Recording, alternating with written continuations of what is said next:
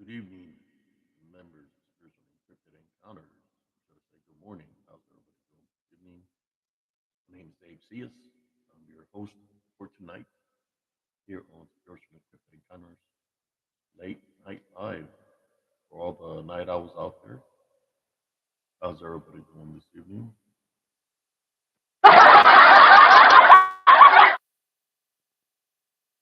Oops, wrong one.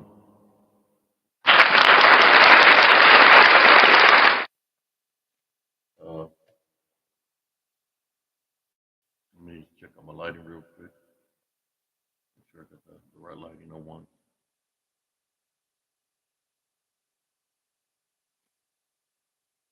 You know how I do late at night. How we roll here with Spiritual Encrypted Encounters. Uh, I want to say thank you to all those that subscribe here at Spiritual Encrypted Encounters on YouTube. Those who are members of Spiritual Encrypted Encounters on Facebook, and those who follow my short reel TikTok under HCS. How's everybody doing this evening? Or everybody is doing great. I'm not doing a live outside today because there is a lot of mosquitoes outside. Uh, so I've decided to do a live indoors so I can get the right angle on this camera. Here. Let's bring it out a little bit so it's apart.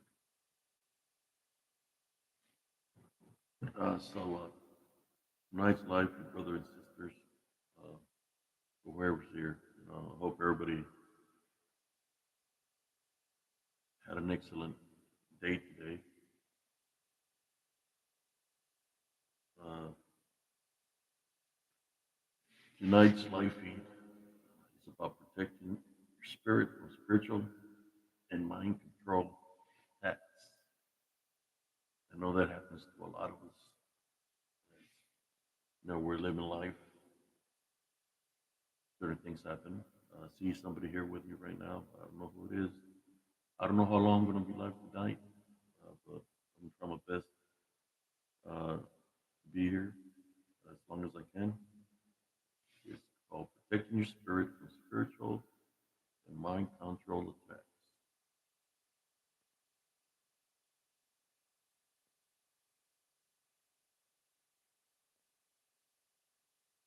That's what today's live feed is about.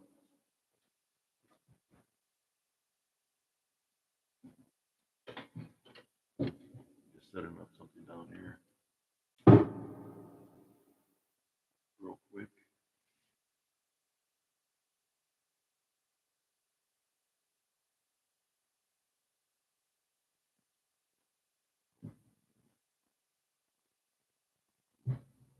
Hope everybody's doing good this evening.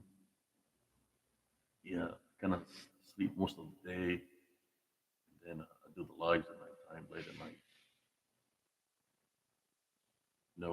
The Heavenly Father has been blessing me all, in many ways.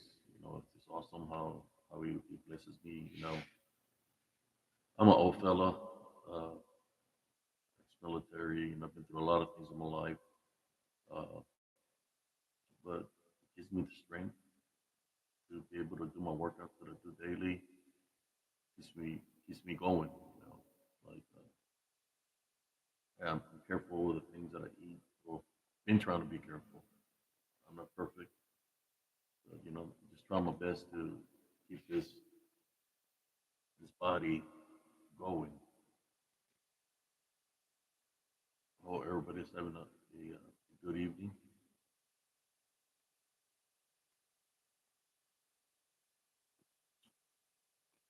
Uh, Whoever's interested in this topic, if you have any questions or you want to add something to what I'm speaking about, more than welcome. Comment, like, subscribe. Um, we're going to talk about how to protect your spirit spiritually. How you doing, brother Alex? Right? How you doing? Of any kind of mind control. That's when you go into spiritual battle. That's what it's about. It's not just about mind control. but they want to take full control of your vessel. And the only way they can accomplish that is to take over your spirit, in which you'll have full control of your vessel. Uh, now we know of things, throughout, watching TV or whatever. You know, vampires are supposed to control your mind. Look into me eyes. Hear that vampire stare, and and the people supposed to get hypnotized by the stare of the vampire. That I'm just giving you an example. Or how they make aliens be like mind control, telepathic wise. You see it in movies, you see it in the cartoons, Pokemon has psychic abilities. You even see it as where you can barely hear me. Let me see how I can fix that real quick.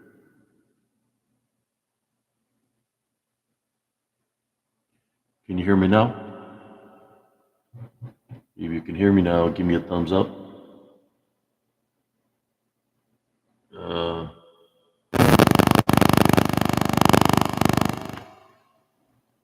that's better. I raised it up. I can raise it up higher. How about there? Echoing. How about there? Is that better? No more echo?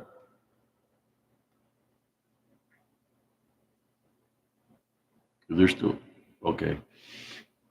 So, like I was saying, we know of movies from the past, about the vampires, there's people that pretend they're vampires, like they think they have some kind of telepathic powers, like, look into my eyes.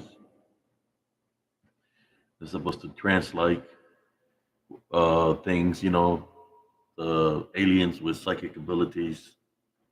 You have people that pretend to have psychic abilities, which is what I call that is not that it's psychic abilities, but more of a spiritual thing where the Heavenly Father blesses you to be able to things sometimes ahead of time, and sometimes you can see things of the past, that might be causing the things that you're going through. It's kind of like another thing is that telekinesis, where people think they have the ability to move objects through telekinesis, that in a sense of a way, all those are kind of like spiritual openings because that's where the the demons that attack, they attack your senses. You have to have some kind of senses that's giving you the concentration to think that you might be able to do something like that, right? So the senses that you have is your hearing, seeing, smelling, your mouth, your senses, that you might think you might have some of those kind of capabilities, right? Although, magicians do that kind of stuff, through magic acts, or you got some of those guys that, like, what was the guy's name? I think they can levitate, but it's all mind tricks, and that's what this video was about tonight: how to protect yourself from any kind of form of mind control. The reason I'm speaking about this, brothers and sisters, is because that's what the DDN does. The disembodied demonic Nephilim, the Legion, anything that's fallen, they have abilities to try to mind control you. Which I could be here drinking water like this, right? Next thing you know, a thought will come into my mind that's not my thought, and I could see an image of maybe something happening to somebody that I might know.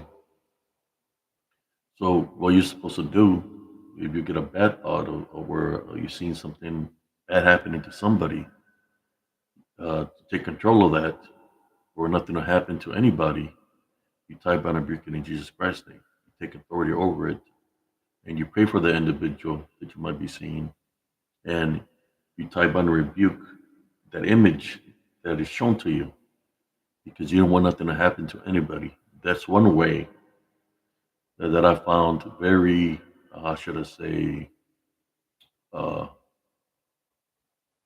what's the proper word I'm looking for here? How you doing, Sister Katie? Uh, it has worked for me. Um, when I do that, a bad thought, a bad image, doesn't matter what the image is, if it's not good and you know it's not good, and it's something that is against stuff with you, how you trying to maintain your love foundation, you you tie bind and rebuke it in Jesus Christ's name.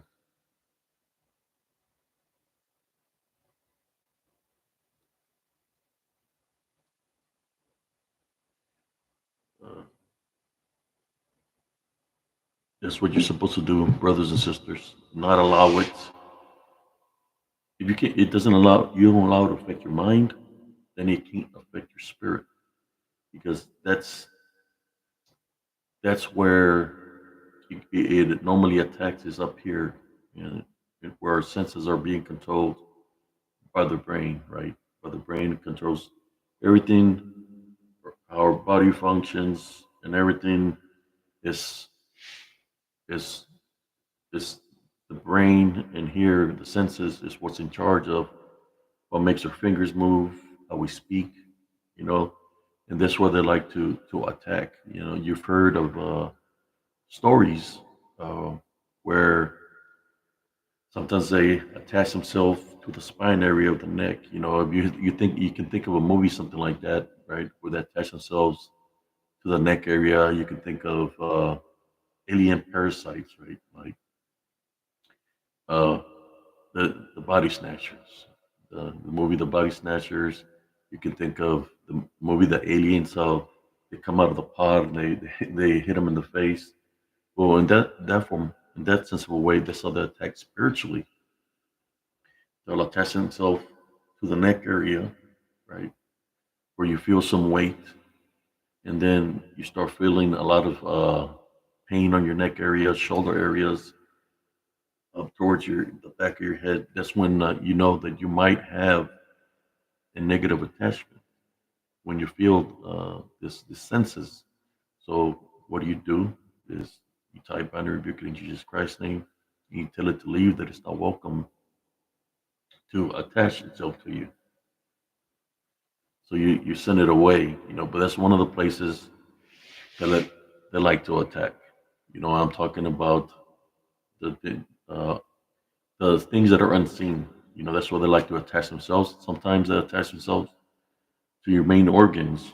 You know, they directly hit a main organ, so it can stop uh, your body from working properly. You know, that's why you get a lot of people that are sick, and that's why you go into prayer and you go to the areas where the body is starting. You pray for that area where the body is running, whether it's a body part, an organ, neck area, head, headache, whatever the case might be.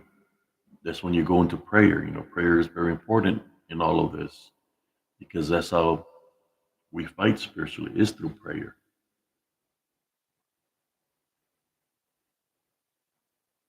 Uh, you're welcome, brother Alex. I'm just sharing this wisdom and knowledge with you. And when you go into prayer, you call upon Jesus Christ, and you're being used as a vessel, because He's coming to you spiritually to assist and heal whoever's being targeted spiritually. So you're used as a vessel. Your body, you know, is used as a vessel through Jesus Christ to be able to do the spiritual works of healing or rebuking uh, anything that's unclean out of an individual.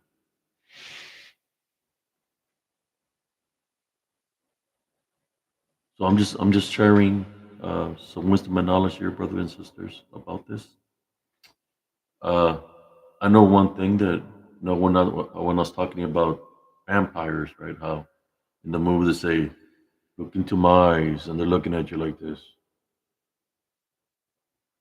and you're supposed to look into their eyes, and they can hypnotize what they're actually doing. You know, demonic spirits, what they do, or anybody that practices witches, witchcraft or necromancy, they're carrying, uh, how should I say, a spell on them. So when they're looking at you, and they're looking at you towards your eyes, and they're keeping eye to eye contact with you, the way to transfer some of this unclean spirits to you is through the tear ducts. If you start seeing tears coming out of the eyes, it's because they're trying to transfer it to you. So what you do when it's happening and you're witnessing tears coming out of the eyes of the person that might be saying something to you, it's called transferring the spirits. You look at them and you say, "God bless you," or you say, "I love you," so he won't be able to transfer to you. Or if you see other things besides the tears, it may be a shifting of the face where you can see the unclean spirit, right? Or demonic attachment. You say, "I type under rebuke in Jesus Christ's name. Leave. I take authority over in Jesus Christ's name. Leave." It's going to flee. I'm just giving you a little bit of spiritual advice, brothers and sisters. This is what tonight's life feed is about. Things of what to do to protect yourself from spiritual warfare. Uh, and of course, the most important thing that I always say is maintain your love foundation always. Even when you're going through a spiritual battle, you have to maintain your love foundation. Don't get mad in any kind of way, shape, or form, no matter what the enemy is doing. Uh, whether it's mimicking you, uh, copying every move that you're making, or trying to make fun of you. That's a strategy they use to see if they can get you upset, right? So if you get upset, then there's a spiritual opening. So you really have to maintain your love foundation. You have to stay calm and relaxed. And with your love foundation and through Jesus Christ, you can overcome that unseen enemy. Doesn't matter if it's a witch, a warlock, whoever practices whatever, or if it's a demonic entity, demonic spirit that's manifesting in front of you. Whether it's in the form of a dogman, Bigfoot, or whatever form he wants to take, you can type on rebuke in Jesus Christ's name. With your love foundation, you can overcome it. I'm just sharing testing real MMA said testing it. Identify machine gun. Uh-oh. Where's the corner of the cob at? I don't see no corner in the cob right now, so I'm going to continue my live feed. But I do have it. Let me see. Uh, corner of the cob identified, and roaches on the corner of the cob identified. Fire on the way.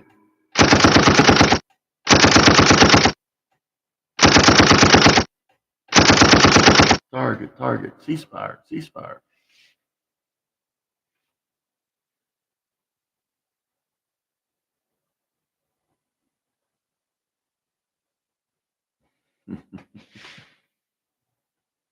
Yeah. The mosquitoes. Oh, let me do one for the mosquitoes because they beat the hell out of me the other night.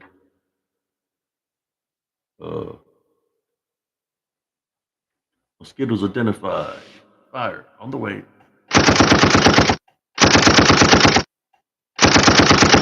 Bloodsuckers.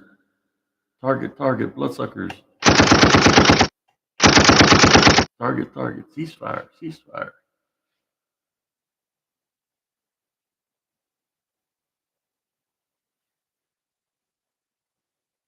In all honesty, brothers and sisters, the only way somebody can have something over you, this is the truth, is if you allow it, for somebody to have some kind of power over you.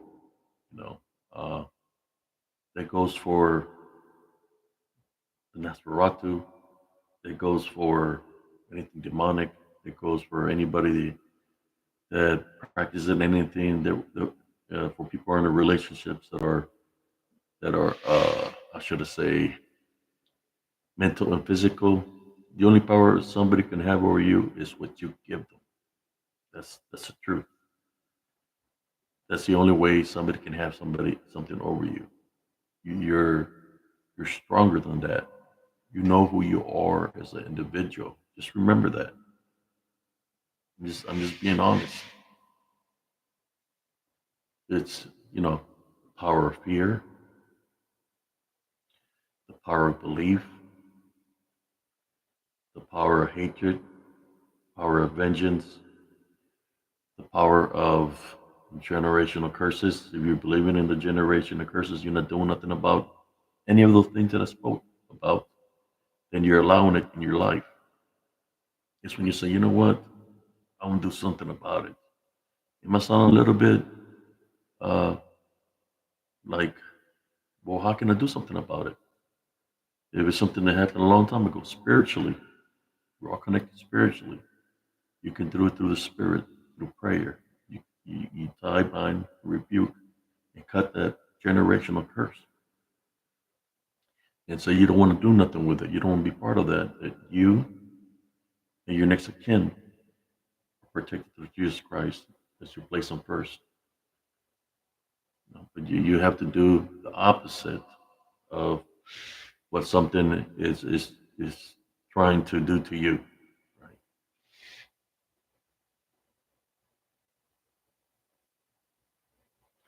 And that's how there's a lot of mental manipulation that happens in our society, in the world, whether it be politics, religion, uh, cults.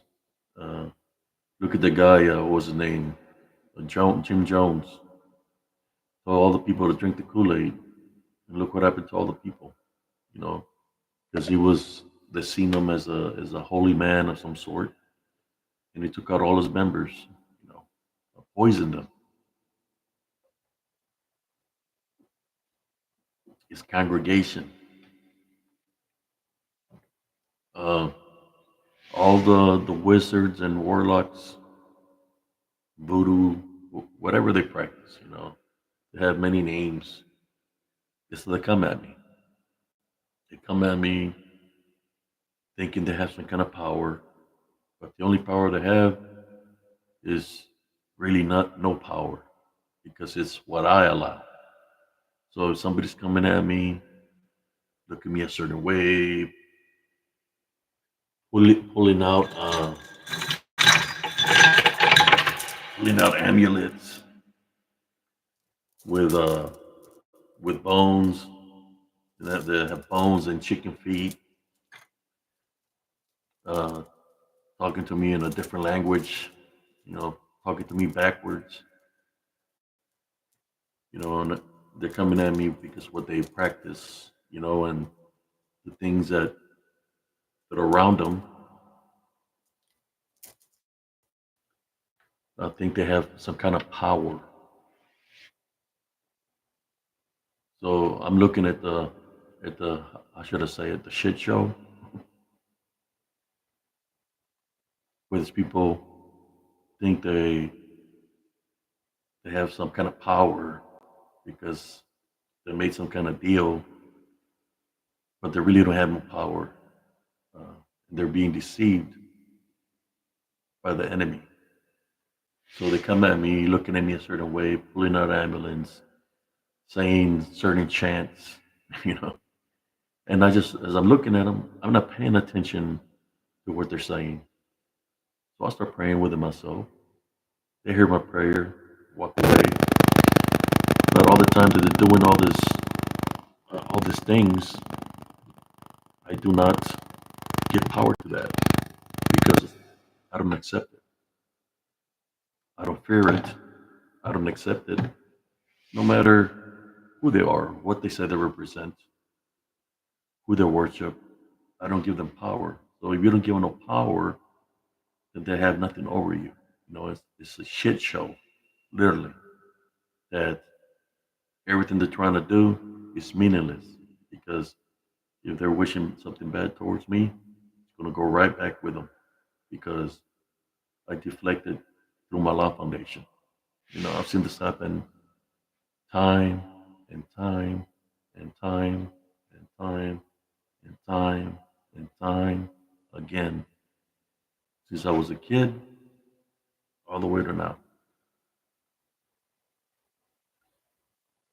Some of these people, you know, they've been doing these wicked things for a very long time. But just because they're doing it for a very long time doesn't mean they have power. Right? Doesn't mean that. And sometimes when they run against somebody like me, they find out that they really are powerless against Jesus Christ. They have no power. The things that are around them got them believing they have power, but they really don't. How you doing, Sister Mickey G?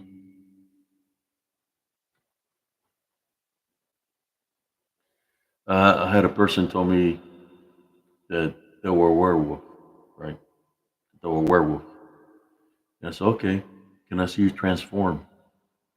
They're like, well, I cannot transform till it's a full moon, but I'm a werewolf. And then I'm like, okay, can when it's a full moon, can you call me so I can see your transformation?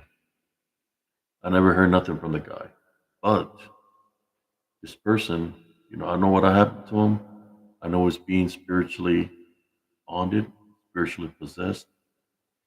It was a young guy. I haven't heard from him in a long time.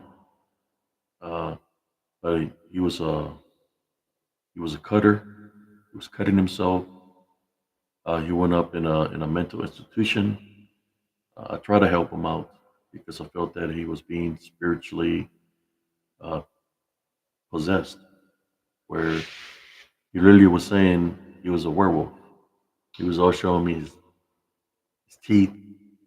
One day, I did see something that I believe it was a demon that was in him, which was his eyes. It had like a yellow glare, and he gave me a smile. So I already knew that he was being demonized. Uh, so I prayed for him, to get rid of the unclean spirit that was in him. Uh, I haven't heard from him. His last name was Hodges. Uh, I'm going to see if he's still on my friends list, and I'm going to contact him. But that's what he thought he was.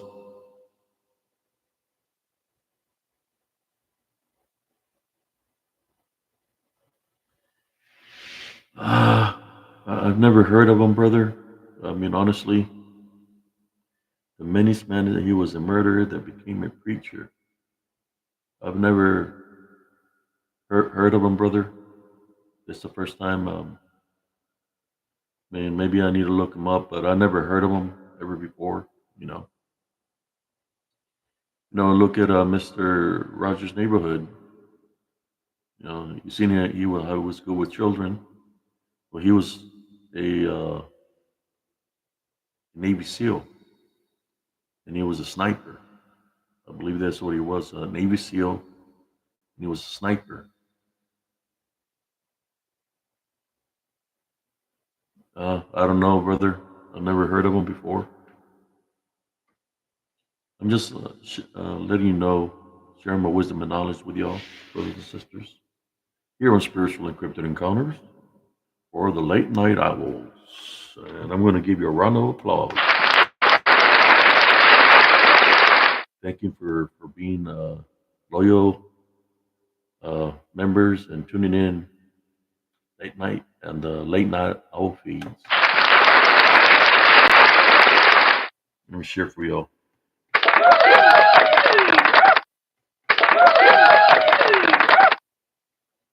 And for all the trolls that show up in the late night feeds, trying to cause chaos and havoc, I want to say thank you too. Target, trolls down, target, ceasefire.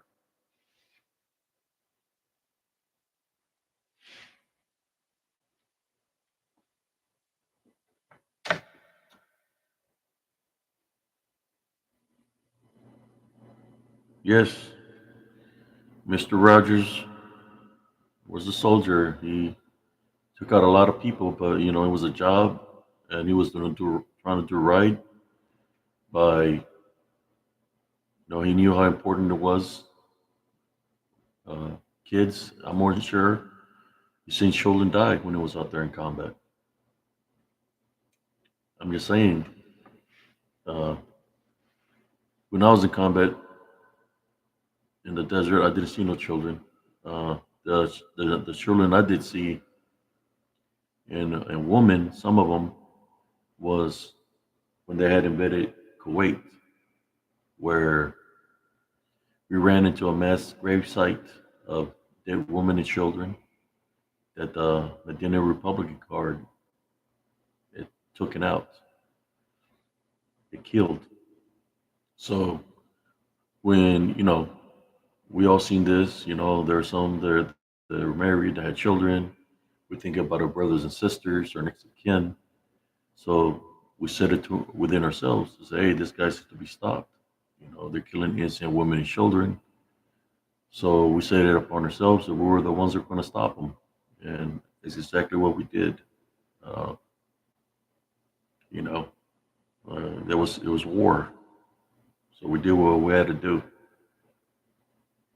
And sometimes it's sad because that's kind of like a manipulation, mental manipulation too, where this terrorist or how should I say groups that are evil that they'll place explosives on the children and tell them to go to the soldiers. The soldiers tell them to stop. They don't want to stop, and they get killed. And sometimes they'll explode because they're set on a mission of death. You know, that's crazy, but it's true.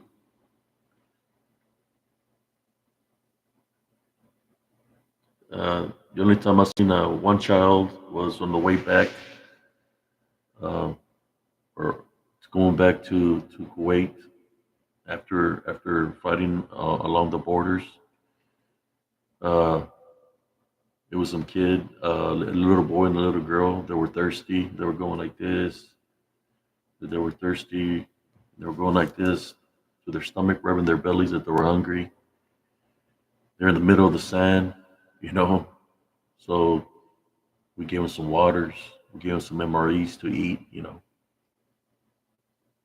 Uh, my brother, you know, he reacted a certain way to it. You know, I guess in the sense of the way he was right, but at the same time, you know, I felt that what he did wasn't right. You know, he, as I was giving him water, he had hit him with a bolt.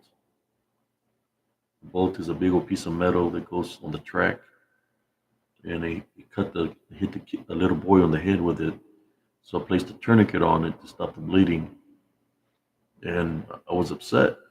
I got up on the tank, and I was like, "Why'd you do that?" And I hit him in the face. Boom, I smacked him, hit him hard. And we had just barely fought a war, but I felt that that wasn't right, and I gave him his food, my food, and waters, and it took him. I told him and his sister to take it. Out in the distance on a dune, I could see his mother, their mother. She was I seen her through the binoculars. They normally have their face covered, but she had her face uncovered. I could see her from a distance. So they took the food over there uh, to her. Years passed by, and the guy that I smacked, which is my loader, he's my brother in arms. He contacted me. We're talking. He said he wanted to meet me in Austin. Uh, then I told him that I remember, what happened after the war, and I told him that I was sorry that I reacted the way I did. I said I know there were children. I said, but now that with these new wars that are happening, did I see how a child can be used to uh, attack a soldier? But then, it's more of you see a child, children, like I say, they're innocent, right? But sometimes there's evil people to put them up to do something like that, and the child doesn't know what they're doing. They're just used as, you could say, it's bait, in which that's bad, that's sad.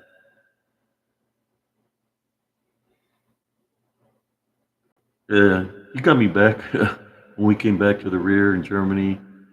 Yeah, I guess he remembered that I had hit him, punched him in the face. So we got in another fight. When something like that happens, somebody you do something like that, you know, we got in another fight. He hit me in the back of the head while I was walking out of a room. He was my roommate. So then we fought again. I guess you could say I knocked him out. But I asked him.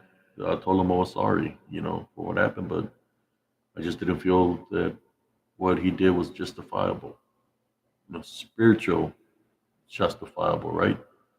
Because we're supposed to follow our heart. And the war we were in was not urban warfare. The war we were in was all in the open sand. So that's why I felt that they wasn't a threat to us. What was the threat was who we fought, which was the Battle of Medina Ridge, the Medina Republican Guard, the Blue Arafat, uh, and the others that were out there that we faced. That was the real threat, not the children. These children wasn't even along the borders. These children were like close to the outskirts of Kuwait. So there were Kuwaitis. There wasn't children like when they went into Iraq. They're the children that were from Kuwait.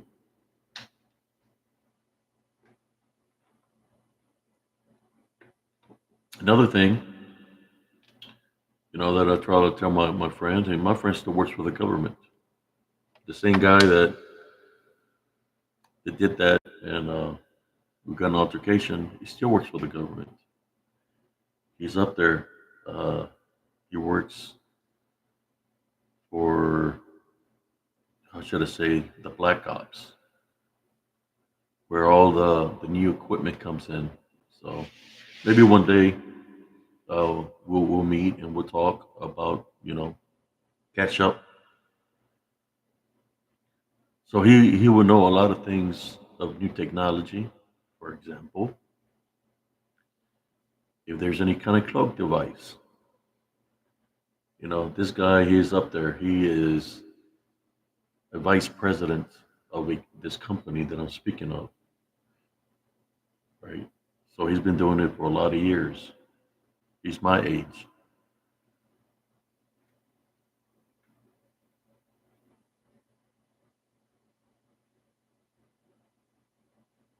And he record did know 15 years ago. Been waiting for it to reveal since then.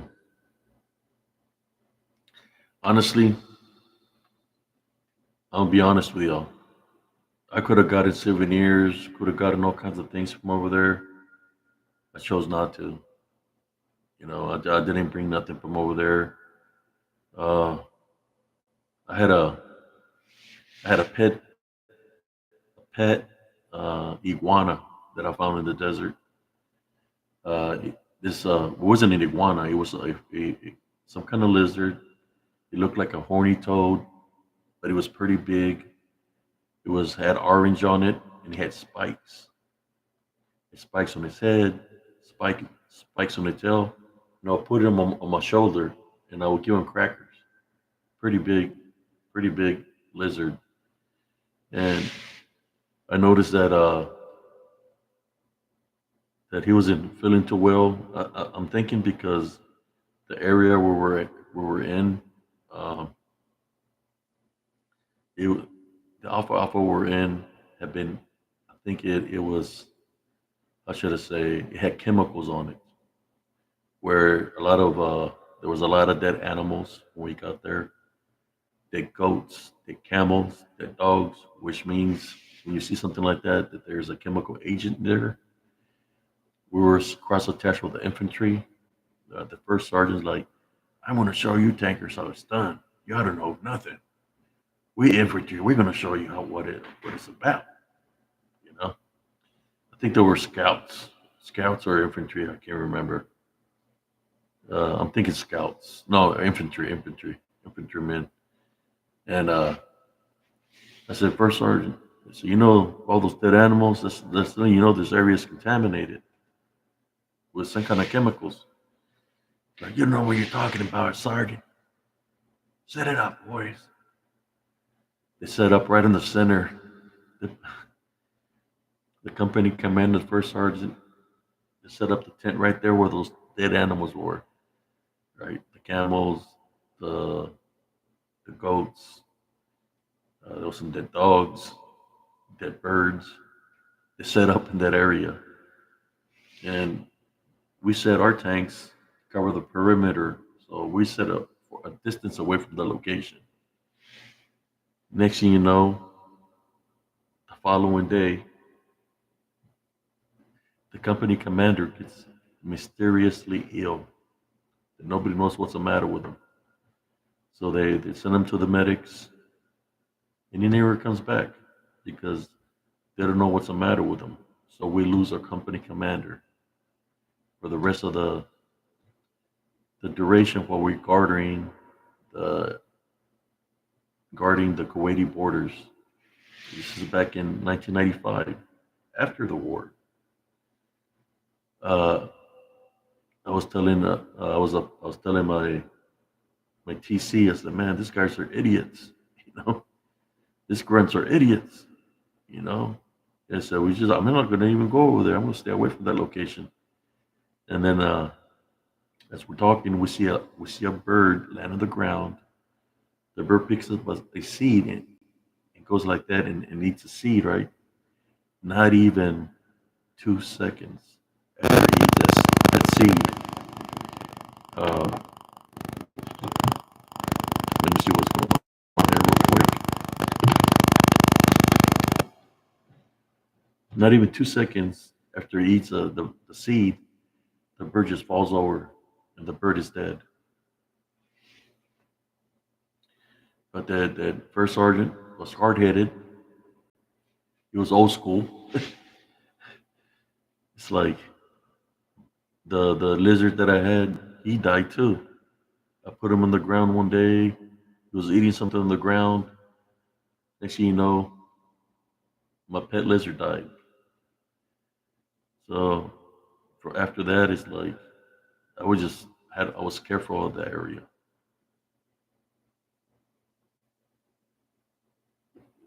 Yeah, I'm thinking that a lot of that when I do my live feeds on my phone, that I have more of how should I say, more people viewing when I do lives on my phone. So I'm thinking from now on, even though I got the nice cool sound effects here, I'll get more viewers when I go live off my phone. That and I'm thinking I gotta invest in a new laptop. That's what I'm gonna do.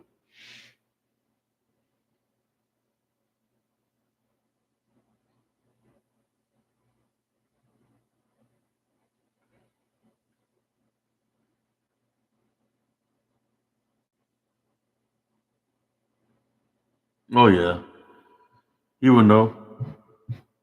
Like I said, I have friends in higher places. He's on my friends list on Facebook. We're friends on Instagram also. He did his 20 year retired from the military and then he had his own company and he got started working with his other bigger company and he's up there, you know. I'm more than sure if I would ask him to hook me up with a job up there, he would, but I don't want to do nothing with the government, you know. My time with the government is the past.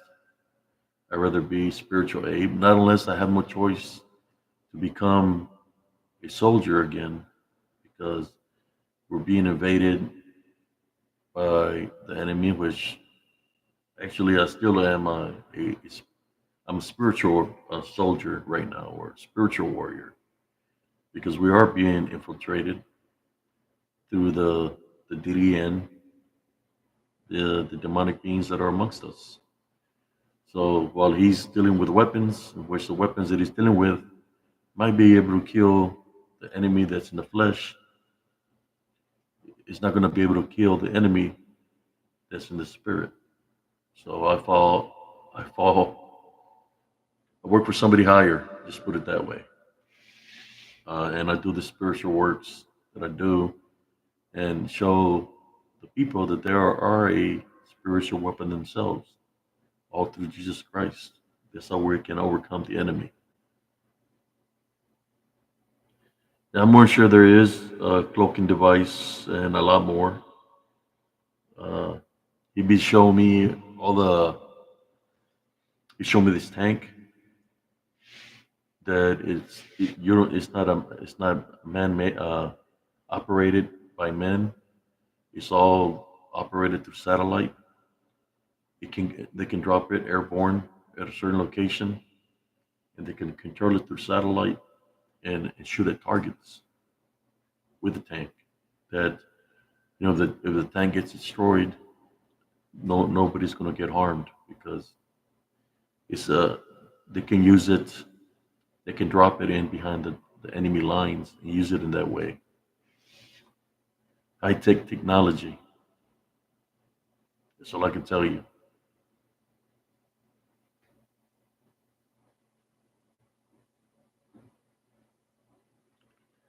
If you think about it, when we talk about cloaking that makes things invisible, UFOs, right?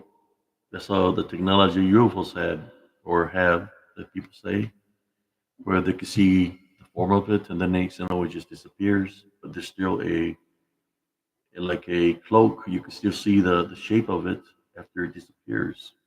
So maybe the technology is from there. Who knows? I don't work for Area 51, but there is things that I encountered that it's kind of like I'm that person that is always running into the how should I say? Let me fix this.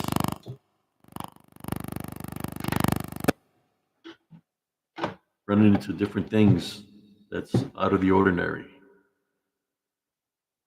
You know, tell us a story. It's gonna. I would always tell my wife, the things that happened to me. If it ever happens, not to freak out. Uh, what kind of story do you want to hear, Brother Al? Military story? Uh, this is my wife will witness it now. I'll tell her, look, there's certain things that happen. I know we're married, but when there's things happen, don't freak out. I'll handle it. When it's a spiritual thing, I'll handle it. So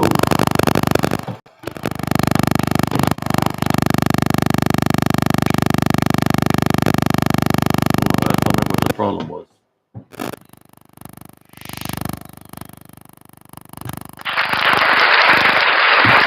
It's my earpods that are making that noise.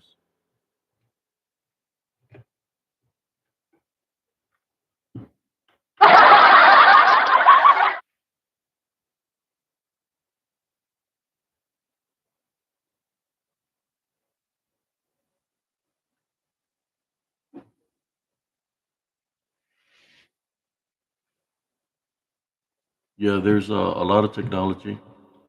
Uh, I remember. I'll tell you a story.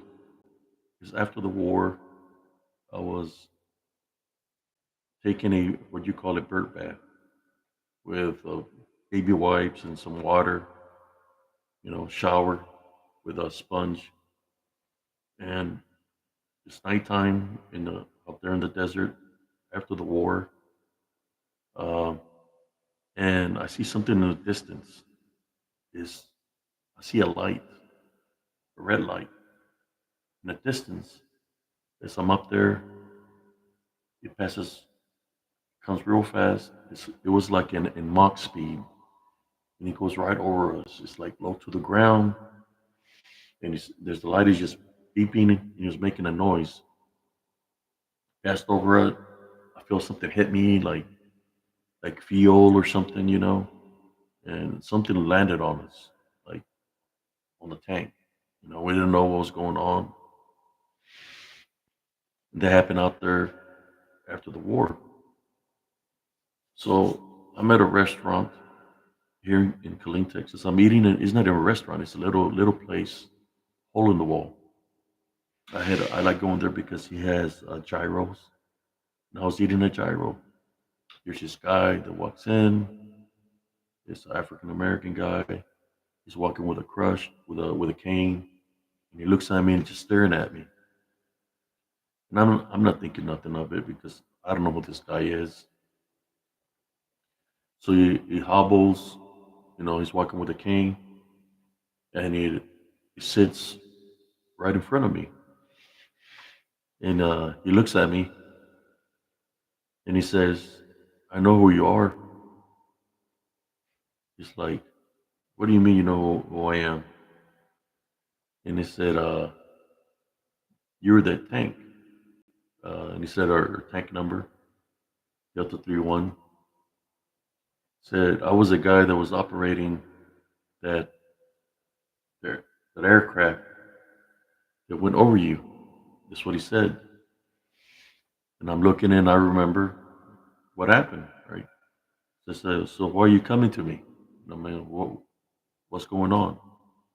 So, well, I just wanted to let you know that when I was going flying that low, that we had a nuke, and the nuke was leaking.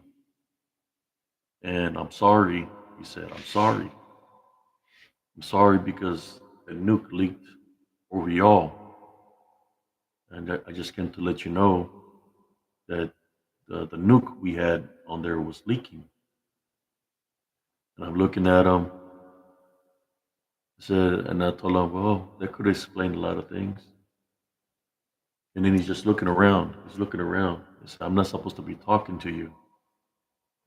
He said, I tracked you down because he has friends in higher places. He found out where I lived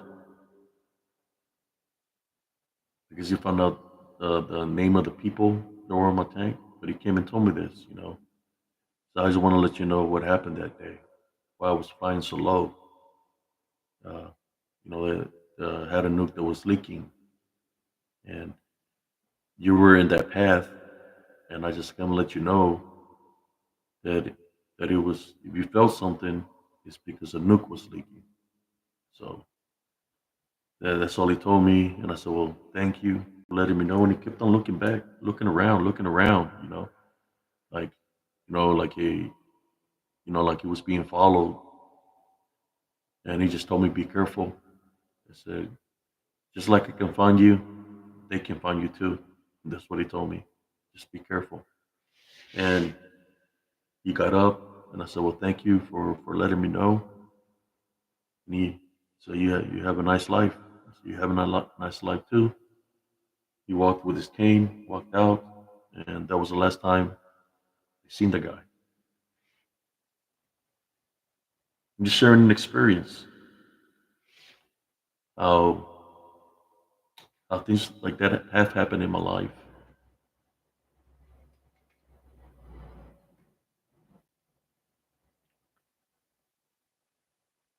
Yeah, and that guy, he was really messed up. I guess because the nuke that was leaking, he was the one driving the aircraft, so he probably got exposed to it more than what I did. because he had the leaking nuke inside his aircraft. So he got affected by it. I think that's why he was messed up, walking ill, and stuff like that. I prayed. We did a little prayer. But that's the first time I ever met the guy. Now, like I said before, you gotta be careful what you give power to. So what if that individual that walked in with the cane wasn't the guy that was in the aircraft with the nuke? What if it was something demonic that was in the form of that guy? He knew who I was because he's demonic in nature. He can manifest to look like anybody. And he's trying to get me to believe that I get exposed to a chemical, right? That could be a spiritual opening. If I'm thinking about it and thinking about it, but I didn't. I prayed against it. I'm just letting you know that you have to be careful because that's how they work. That's how they attack.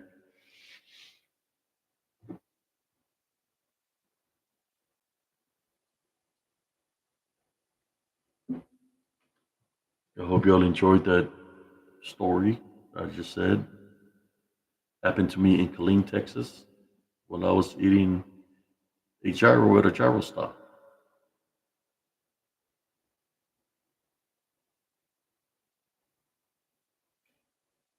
Oh yeah, you're talking about the army chaplain. Now this guy was in civilian clothes. He looked like he was injured, you know, like he knew like he was injured. Uh, I do got a story that I want to share. Something that happened to me, uh, but I don't know if I should. But I'm going to share it with y'all anyways.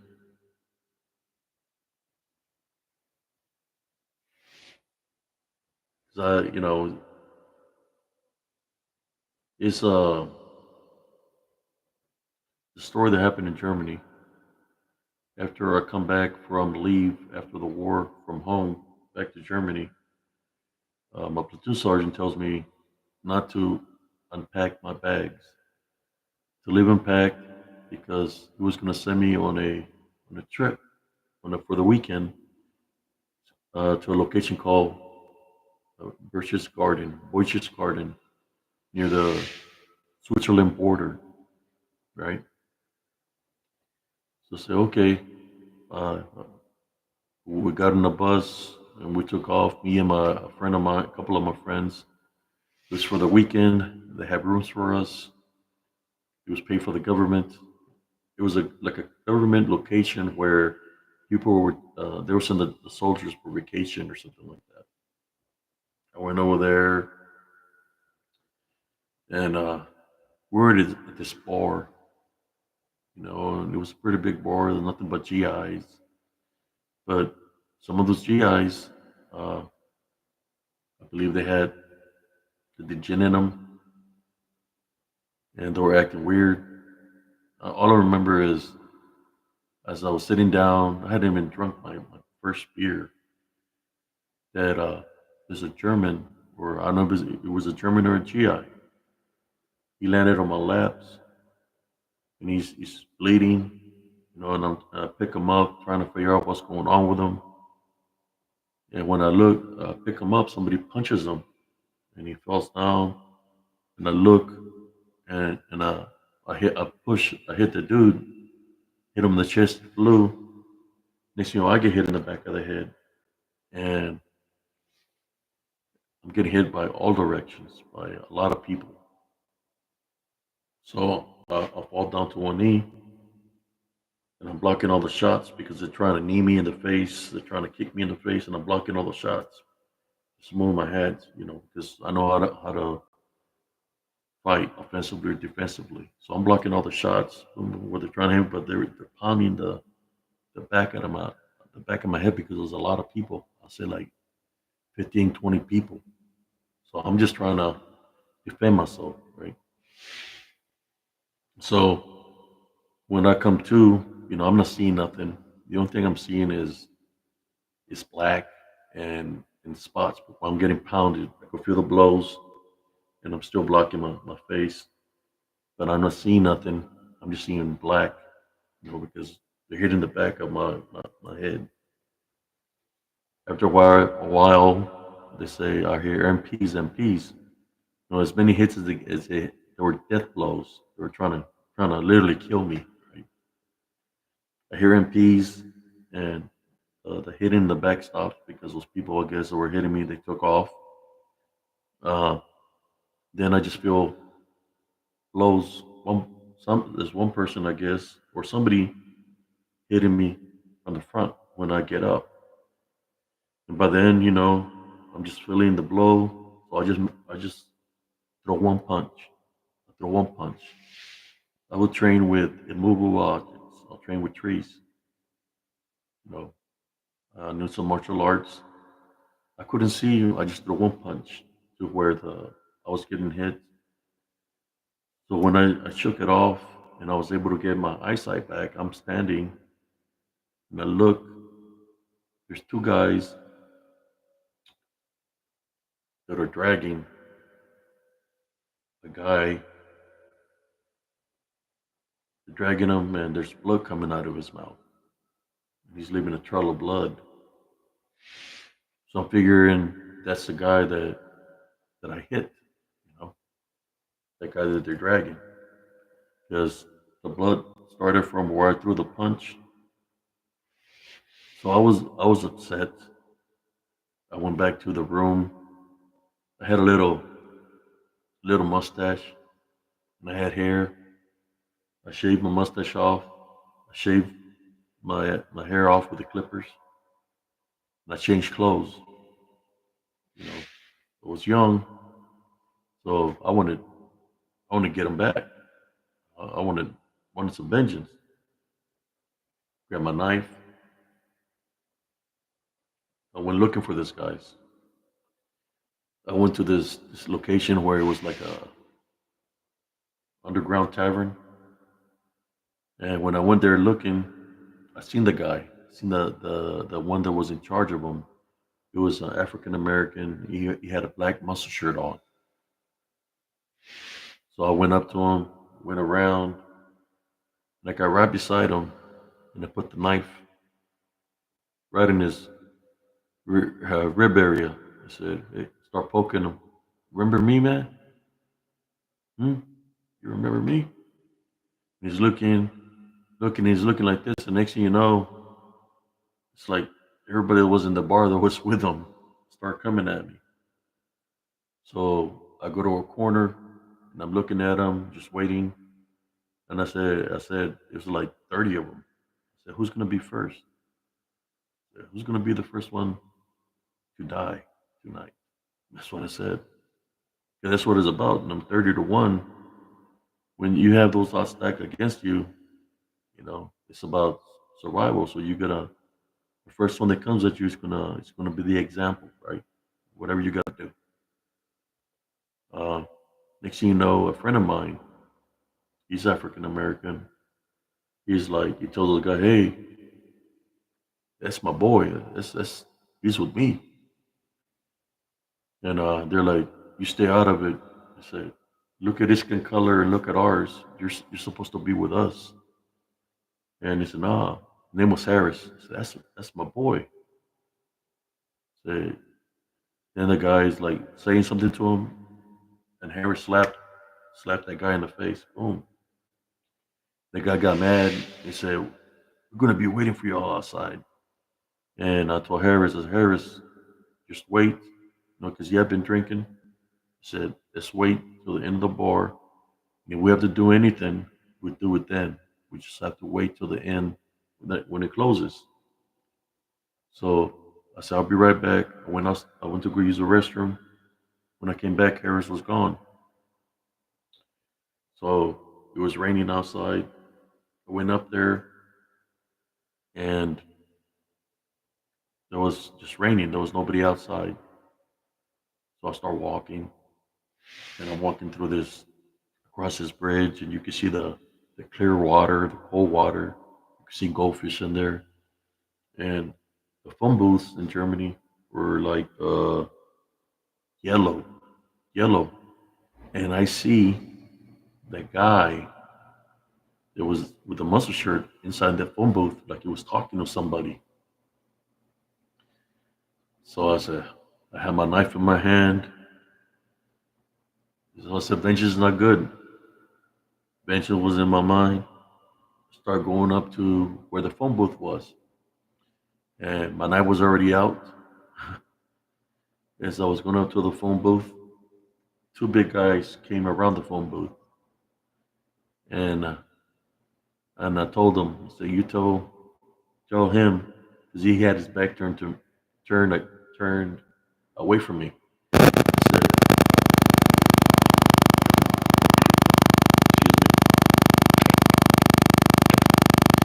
I told them, tell your friend that tonight is his lucky night, because if you wasn't here, his life here on earth would be over. That's what happens when you have vengeance in your heart, right? Or, I mean, I got jumped by 20 freaking people, you know? Or, I don't even know how many there were. There was a lot of people. I went back to the room. Following day was the day when we were going to leave. I get on the bus. There's like seven or eight buses, and MPs everywhere. There's MPs everywhere. And I'm in the bus, and I see my friend Harris.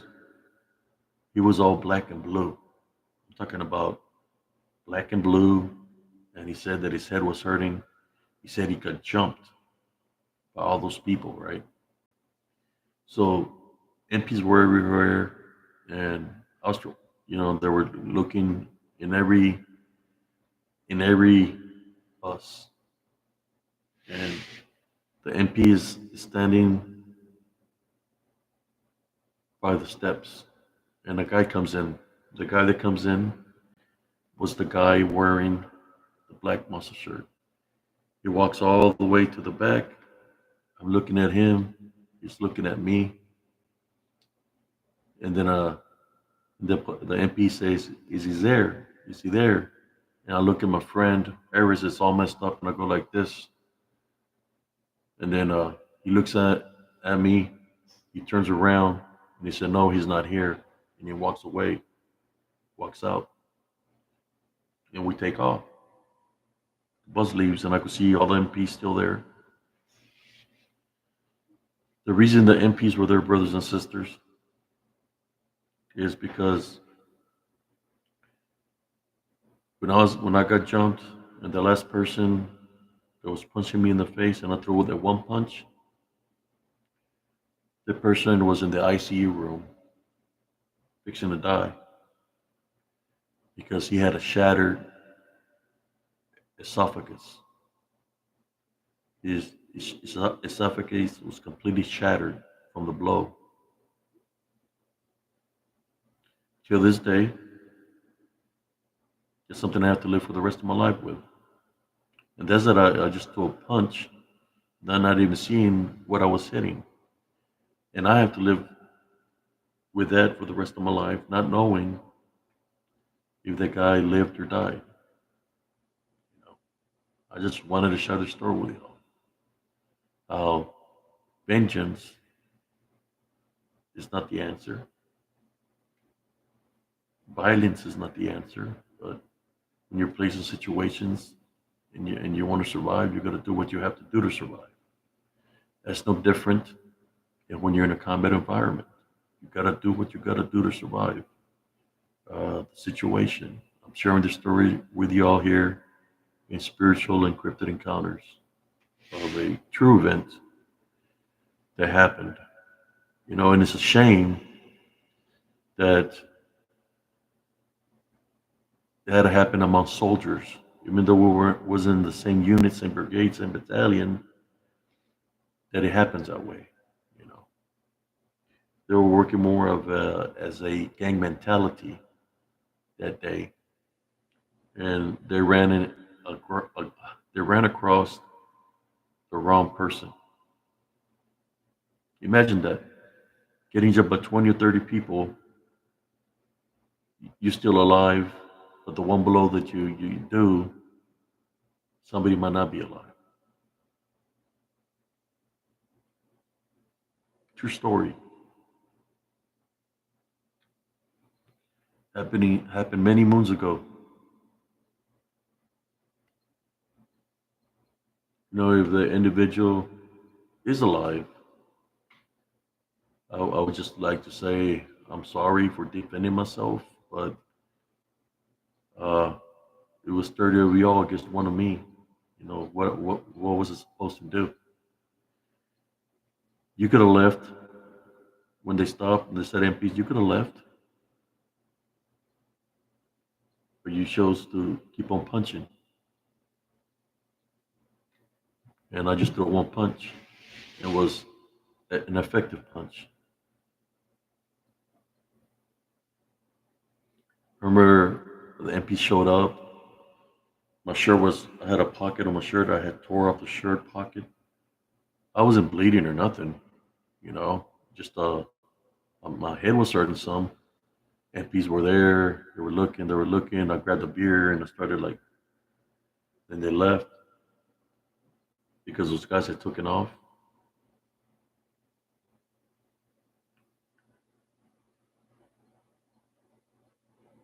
It's something that happened to me a long time ago. But that's why the Heavenly Father protects us, brothers and sisters.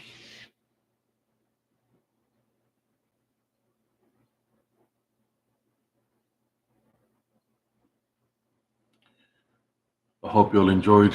Well, I ain't going to say enjoy that story because it's something that shouldn't be about rejoicing over it, but I survived it. You know, I had to do what I had to do. But when you throw a punch like that and you're unconscious, you can't see. You're seeing black and like yellow because of all the blows you had, which is one of the things that it happened that way.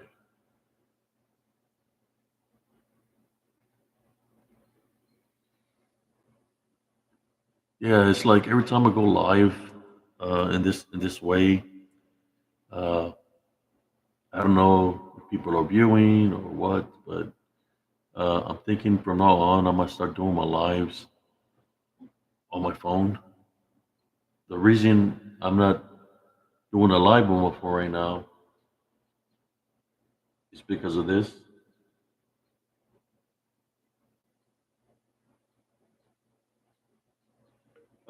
The grand is going to go off once it hits 1785. It's going to go off. So I'm doing the this video and keeping an eye on that, you know, because when it gets close, I'm going to wake up my wife and my stepson so we all can play to see if somebody hits it. It's like going to be $1,785. It's going to go. Whoever wins it wins that money. You know, sometimes four people can win it. Sometimes two people can win it. Depends. But that's what I'm waiting for.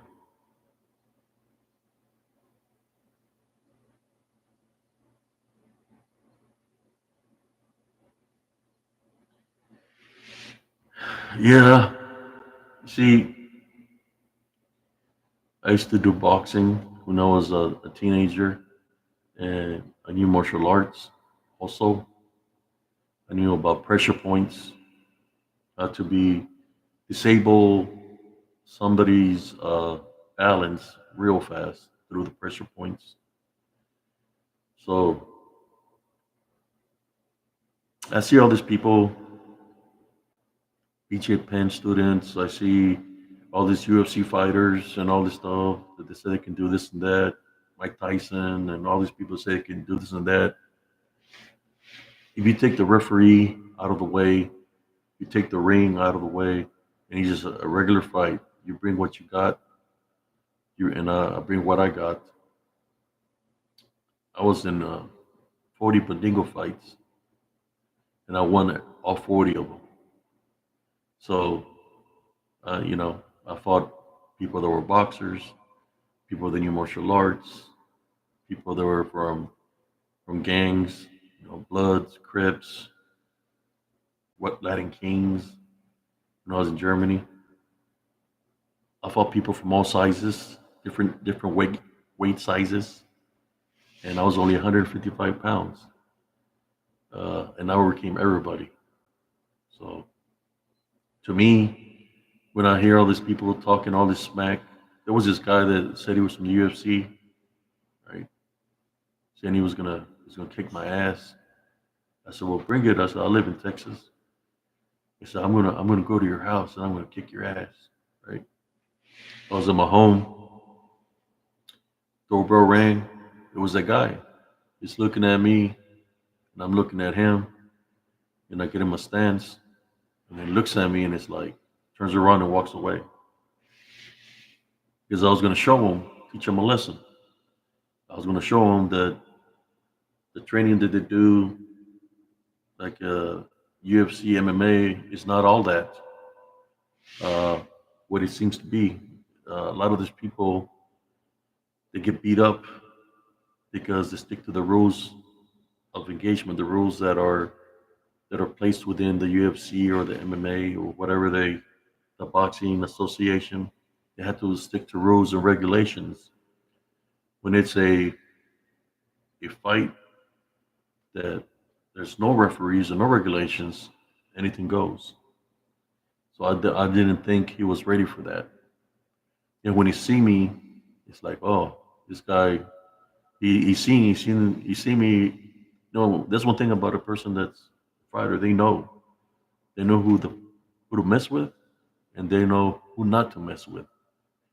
He knew that I wasn't the one. So instead of finding out, he just turned away and walked away instead. You know, those are guys that fight for money. You know, the fights I was in, it was a matter of life or death. So who do you think's going to win?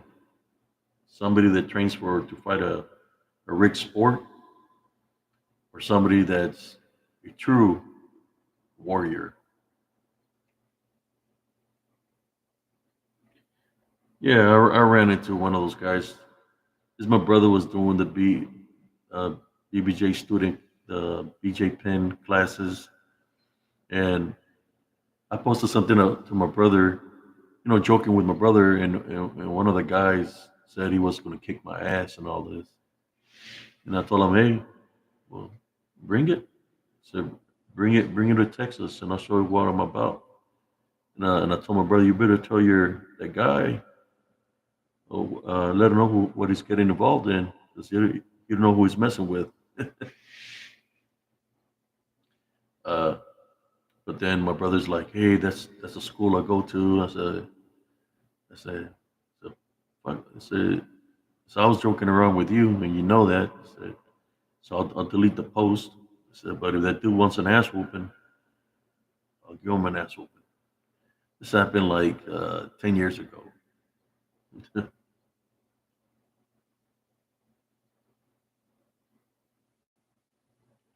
I've run into a lot of people. I know boxers that were professional boxers. Uh, there was two boxers that I knew who were professional boxers in the military. Uh, One was named Rendon, or Endon. He was from San Antonio. He was a professional boxer and went into the military. And he said that he always felt like to fight and that he missed boxing. So one day I said, show me what you know. Come at me however you want to come at me, not sure what I know. He came at me like a boxer, and I blocked every single shot of his. And I had my fist in his face numerous times that I could have hit him. And he looks at me and he's like, oh shit. I said, I need to get you in the ring. There was another guy that was like, I think like, I don't know how many black belts he had, because I would tell him that I would train. You know, my senses were keen. I was walking, I was gonna go to the field. I had my rucksack on. He entered my space. I turned around, because I felt something in my space. I turned around. He was in the air with a kick. I took 3 steps back, caught him in the air, and slammed him on the ground, and I grabbed him from the throat. And I was fixing to punch him in the face. And then I look at him, and I pick him up, and he's like, I need to get you in the ring. It's like everybody says, I need to, they're like, I need to get you in the ring. And I tell them, I don't fight. I don't fight to show off anything. What I know is only what I need to, you know. So I run into a lot of people, you know, they say they can do this, they can do that. But that was then, this is now, you know. I still got it within me to, to defend myself if I have to. You always run into those troublemakers, right? That want to test you out. Like I tell some of them, I say, look, I'd rather be your friend than your enemy. Say, I got nothing against you. Why you want to fight me? Is it a lot of people get intimidated? I weigh 258 right now. At one point, I was 255, 225. I was in shape. I wasn't, fear, like I said before, is out of the equation.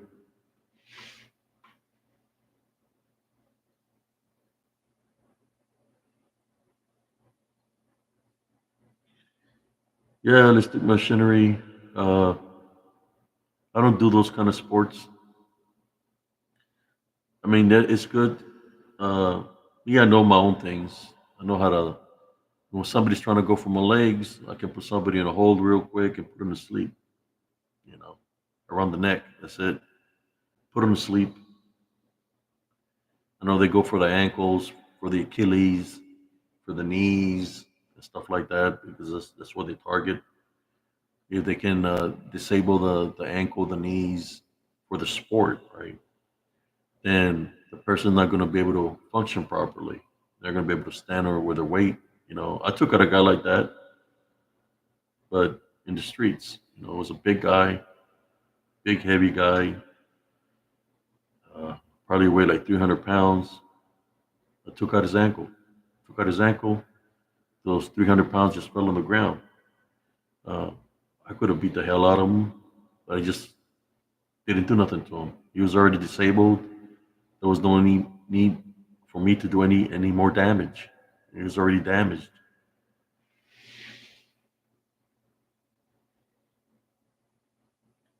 I wouldn't mind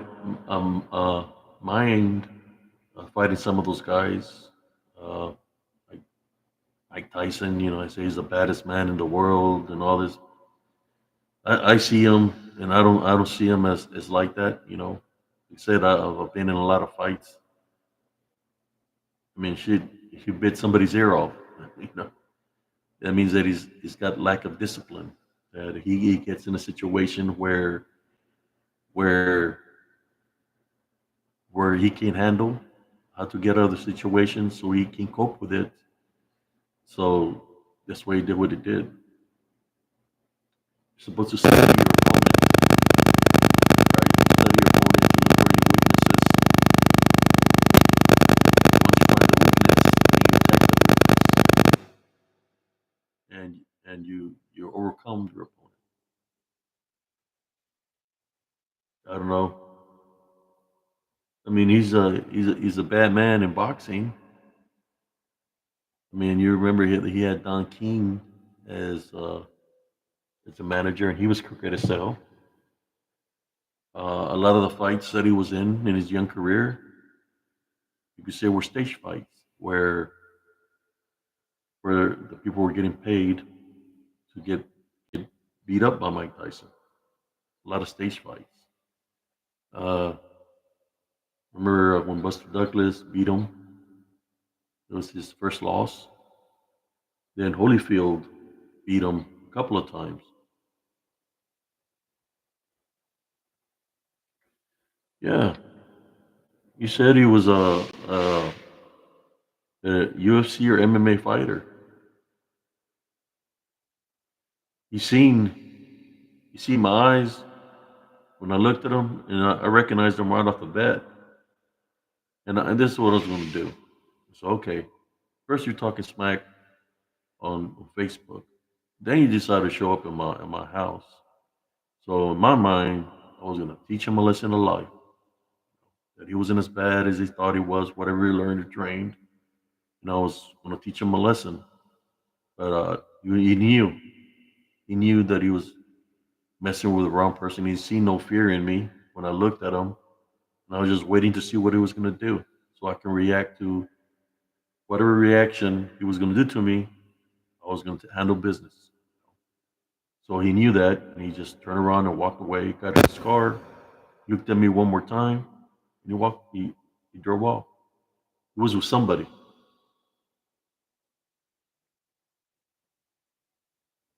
Oh, he did.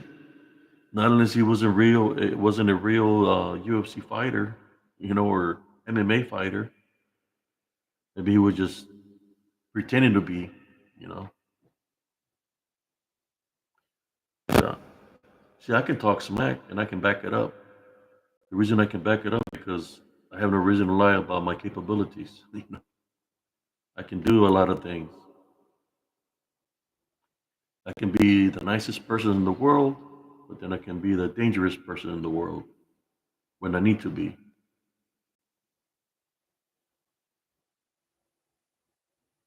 I do have respect for people, with the people that do the sport, and whatever sport they do, that's what they do.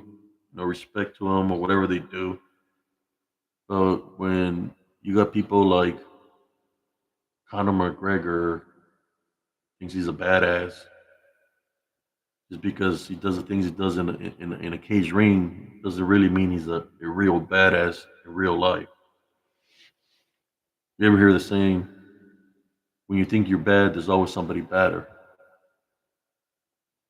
That's why I stay humble, stay relaxed. That fighting kind of stuff that's behind me. Unless I have to. My son, he's got hands. He's like me when I was young. Uh, he's taller than me, and he got some hands, man. He was doing boxing. Got hands. He's fast, and I taught him a little bit of about the senses, but he rather he likes to work, so he's doing work. He's working right now. Uh,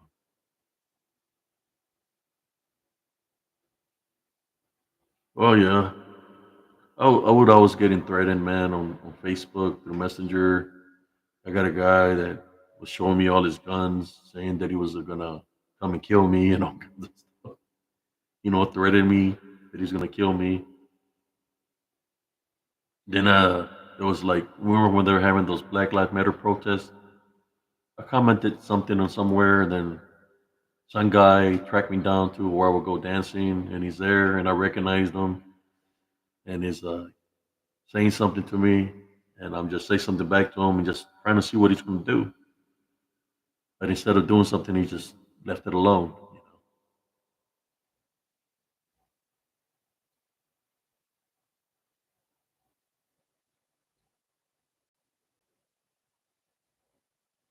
But I don't want to keep you all too much too late. I don't know who's here with me, and it's getting close. It's 3 o'clock. Yeah, yeah, man. I'm sorry that I'm talking about this. It's just when you go through something, right? You always remember what you go through, and sometimes the things that you have to do, it rides with you, especially when you got a good heart. You know, we don't mean to hurt anybody in any kind of way. When you have a good heart, it's about now that I'm older. It's about helping out my brothers and sisters. It's not about fighting one another. Uh, Fighting is not going to accomplish anything. It's not about chaos or division. It's about unity. That's what I got about a love foundation. What I was talking about was when I was younger, the things that happened to me when I was younger, when I was 19 years old. So I fought a lot of fights within a 2 month period frame. I was fighting a fight every day, Monday, Tuesday, Wednesday, Thursday, and Friday. Weekend would pass by, Monday, Tuesday, Wednesday, Thursday, all week, fight every day. Uh, Force fights. It would make me fight. And I was like, how am I going to survive all these fights? Well, the quick solution to that was take out your opponent as fast as you can. And as I survived 40 fights within a 2 month time frame, and I was undefeated. And I fought guys from different weight classes that were way bigger than me, had more muscle than me, were cut up, and the biggest guy probably weighed like shit, man, like 279, 289. He was a big guy, like 6'9", and I overcame him too. Knocked him out. One blow. I didn't even punch him. I hit him with my phalange right here. Cut the circulation to his brain. His body just dropped to the ground. I got up my knees on his shoulders, and they told me to get off of him. I'm just sharing my stories, brothers and sisters.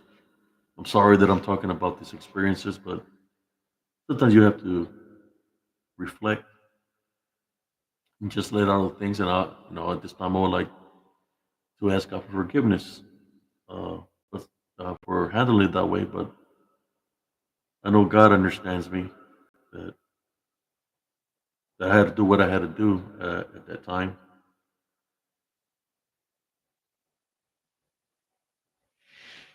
I'm gonna play something here real quick. See if I can hit this little mini. If I win it, I'm gonna show it to y'all. If anybody got any questions, I'm reading the comments. If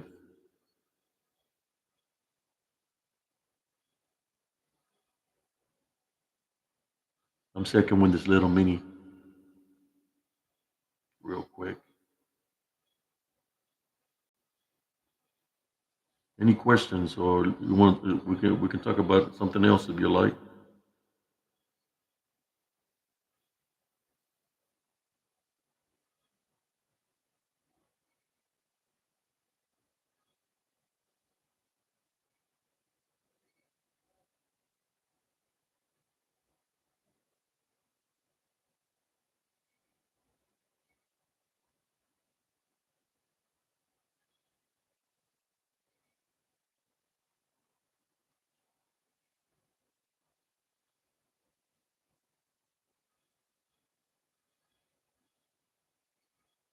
If I win this little mini, I'll show it to y'all guys.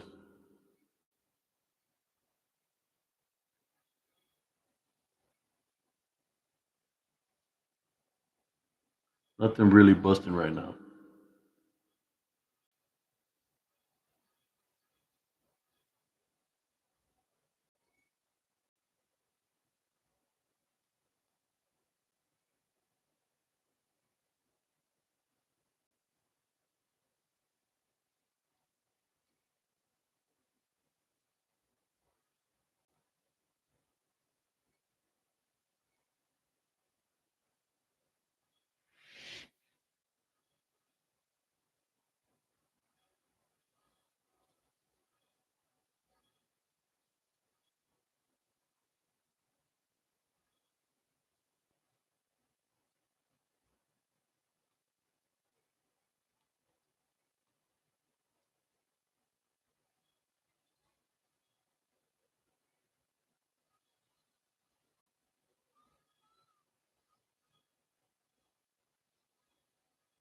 I'm reading any comments. If anybody got any comments,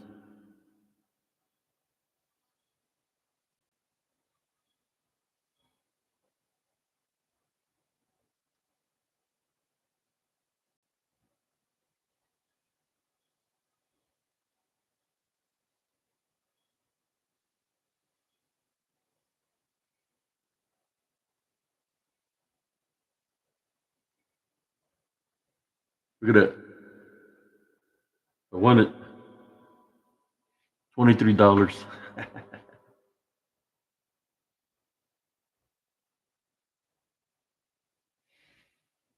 I'm waiting for the big one.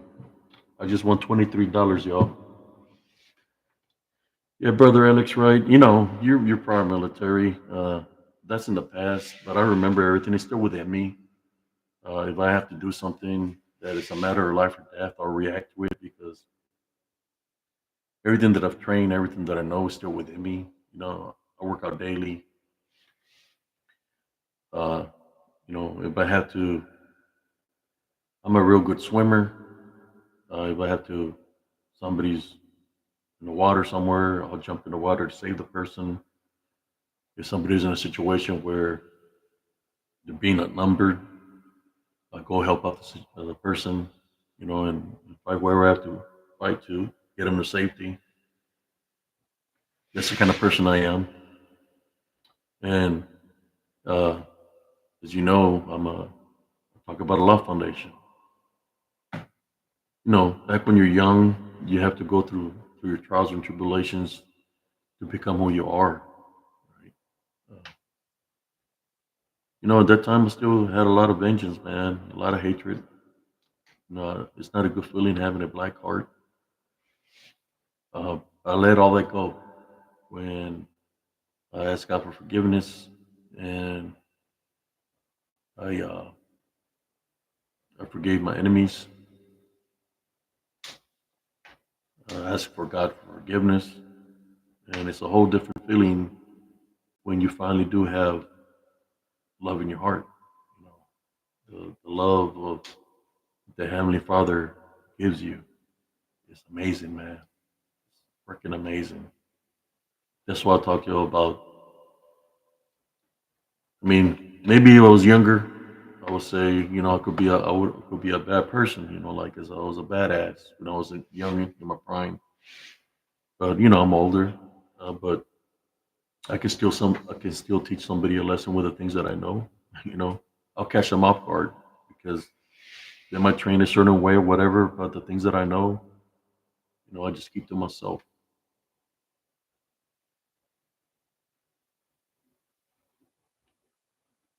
I'll give you another story.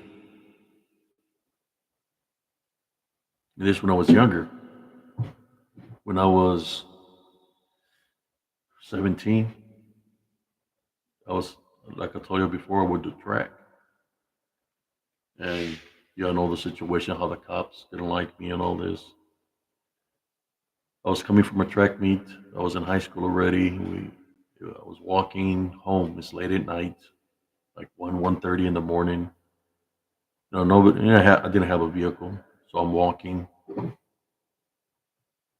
And as I'm walking, I'm getting near the railroad tracks.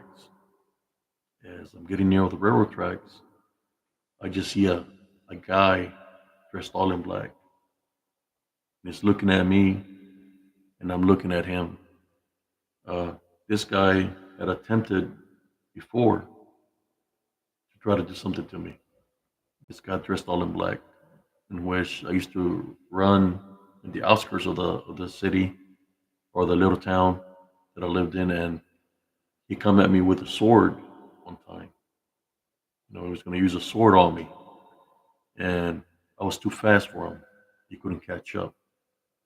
Well, this time he faced me right in front. He was right in front of me. Had my gear. You know, I was still in my tracksuit. And I looked at him, and I got in my stance, ready to fight him. And he starts pacing pacing back and forth. And he's looking at me, and he goes like this, pulls off his mask, and he told me I can't do it. And I recognized him. This guy, name was Eddie, Eddie Aguilar. Uh, Me and my brother, he's my brother's age. Uh, his mom died when he was in junior high. So me and my brother felt sad that he lost his mother, and we were there for him as friends. So he's looked at me and he said, I can't do it, even though there's 30,000 for your head. That's what he said. So I can't do it. You were there for me when I lost my mom. I'm just letting you know, man, that the money was good, but I just can't do it. But there'll probably be other people coming for you. Uh, he said, I just can't do it. And he walked away, which many people tried to collect that money.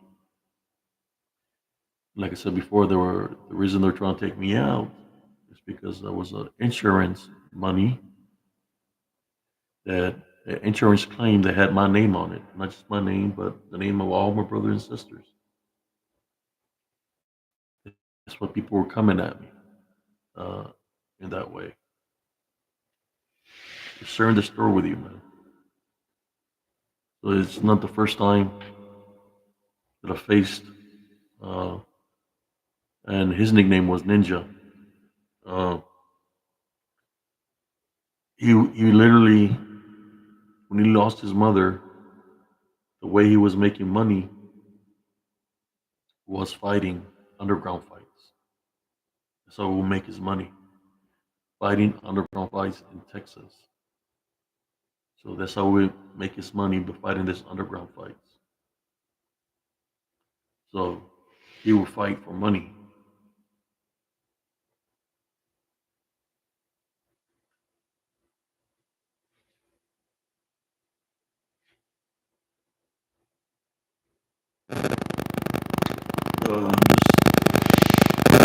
I just thank Jesus Christ that He's been in my life.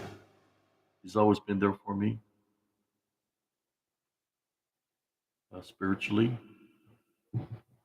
No, and Nelly Aguilar was my friend after that. After that incident, I turned 18, and there was this guy that wanted to fight me, and he redeemed himself with me. He got up, looked at the guy, and he said, "Leave him alone. He's my friend."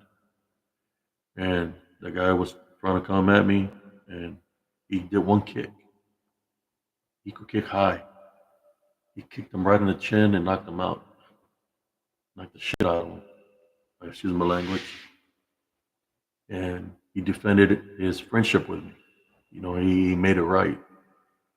So that's why I consider him a friend. He's always, I never had nothing against the guy, but I know he was just trying to survive. I know how it is trying to survive. Working two jobs. Uh, and in our town, there was hardly any jobs. There's no jobs. It's a small town. You have to go somewhere else to find a job. But he redeemed himself by doing that, defending my friendship with him by defeating the guy. I could have fought him if I wanted to. I just, you know, now when I was in, I was skinny. I joined the military. A couple of years passed by. I turned 25. I went to the courthouse in my hometown to get I think it was my birth certificate from there. Birth certificate or something dealing with the court. I can't remember what is it that I want to get there. And I seen that guy, the one that was trying to find me. He was a short guy. He still looked the same to me like he looked before. When he seen me, he got freaking scared because I was weighing 225 pounds and I wasn't the skinny guy no more of 142 pounds. He backed up real. He's like, he's like, hey, what's going on, man? He thought I was there to beat him up or something. He got freaking scared, man, when he seen me. He's like, hey, what's up, Victor? And I shook his hand. He's like, hey, what are you doing? I said, I got in trouble and I have to clean up, cut the grass around the courthouse and all this stuff. He got scared when he seen me. It's like a lot of the people when I got on Facebook didn't recognize me, because when I left, I was skinny. I was a skinny guy. They see me now, they're like, damn, this guy's a big dude. The reason I was skinny is because I was in track. I would run cross country, so I run a lot of miles, and I had to stay at a certain weight. Couldn't eat too much. Stay at that weight for the competition. It's when I decided not to do. It's when I grew within the military, grew a little bit older. I gained muscle from working out. Let's see, from working out. Uh, I got into weights, and so I gained a lot of weight because muscle muscle weighs more than fat. Yeah, but the guy got scared when he seen me. I just laughed. He's like, "Oh, I thought you were here to beat me up." But there was one guy, you know, like I said, when people come at you negative, I think there was like three guys when I was a freshman in high school. They came at me in a negative way. Three people, two guys were holding me back, holding me while another guy was punching me when I was skinny, and I remembered them. I got them back. One, I gained muscle at that time before I joined the army. I was weighing like 189, 175. One of them I seen with his wife at a grocery store in his car and said, "Hey, remember me?" He's like, "I don't know who you are." I said, "You don't remember me, man?" And I hit him. Boom. You remember me now? He said, "Who are you?" And I said, "You remember when you were holding me?" "Oh no, I didn't mean to do that." Blah blah blah blah. And he didn't do nothing. Another one at a party. He was there. I showed up and took care of him too. Because I remember he was the other guy that was holding me. There was another guy that would mess with me when I was in junior high. He was like, I was in eighth grade and he's supposed to be a senior. He had stayed so many grades. That guy, I wanted to whoop him if I ever seen him when I was in the military. They say if I run into him, so I ain't even gonna say nothing to him. I'm just gonna take care of him because he was real mean to me, a bully. But when I seen him, he was in a wheelchair, so I didn't know how to react to that. For a moment there, I was thinking I'm just gonna flip him off his wheelchair and just beat the crap out of him. But this guy, he literally, when I was in sixth grade, I was on my wall locker, and I felt somebody tap me on the shoulder. When I turned around, he kneed me in the nuts, and I fell down to my knees. And he said something about that I was messing with his cousin. I don't even know what he was talking about, you know. So that guy, I really wanted a piece of him because he messed with me from sixth grade, seventh grade, and eighth grade. Seen him in a wheelchair, handicapped. I left him alone and just live well up to God. But that's when I was younger, when I was in the military. That's why I had to ask forgiveness, forgive people, and become this better person, you know, instead of living my life with vengeance or taking care of people that came up against me in a negative way.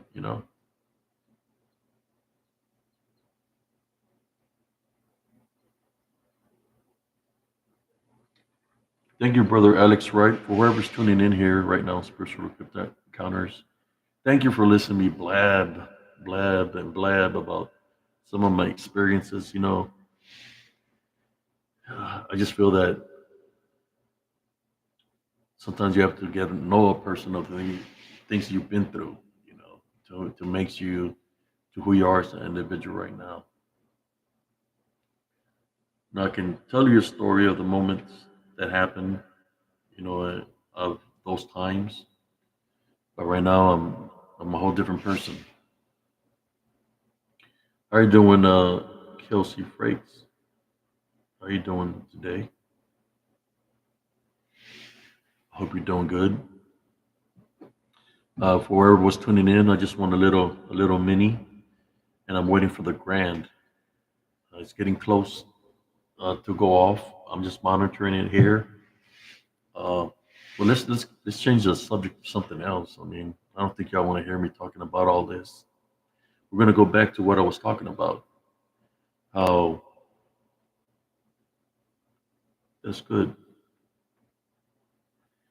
The last machine says the love foundation is a profound way to live with inner peace being a side effect. I really appreciate your insight. Yes, man, it helps. I'm telling you, man. The Love Foundation is awesome because I've been there having hatred and anger and vengeance. It's not a good feeling, man. When you have that, you're carrying that on you. It's like extra weight on you, and it's bringing you down because you can't let go things of the past.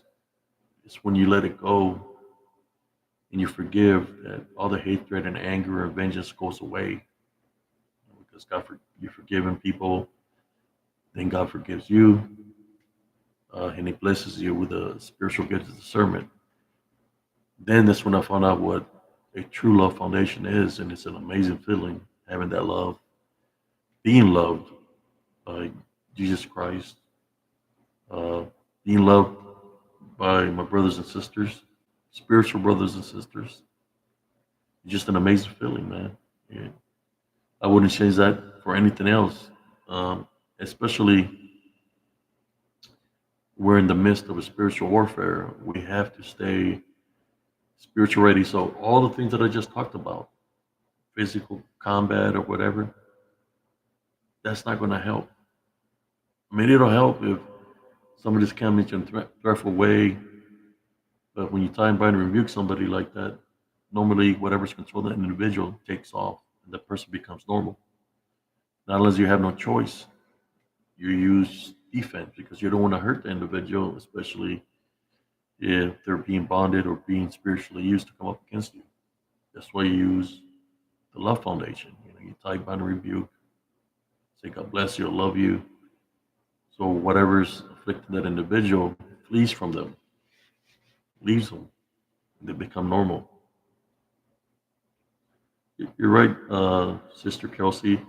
A love foundation conquers all through Jesus Christ. Yes, I'd rather be that way with the love foundation, even though I know all the other things that I've been through.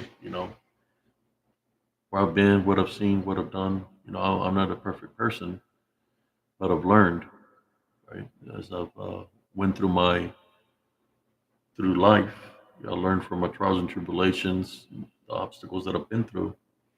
It makes me who I am now. The reason I'm here late talking, people will say, "How come you don't do this? How come you do that?" Is it because I like doing it like this? It's kind of like we're all here in a room together and we're speaking to one another. Keeping it real. You know what I'm saying? And I look at the comments, and I respond to the comments. Uh, how's the saying goes? Everybody can be a badass at any given time, but in this world, it's about the works that we do. So a badass can be taken out of this world at any given time, also. If that's all to dwell in. That's why I rather dwell in love foundation. I'm trying to think of a story to share with our brothers and sisters. Just keep an eye on this here.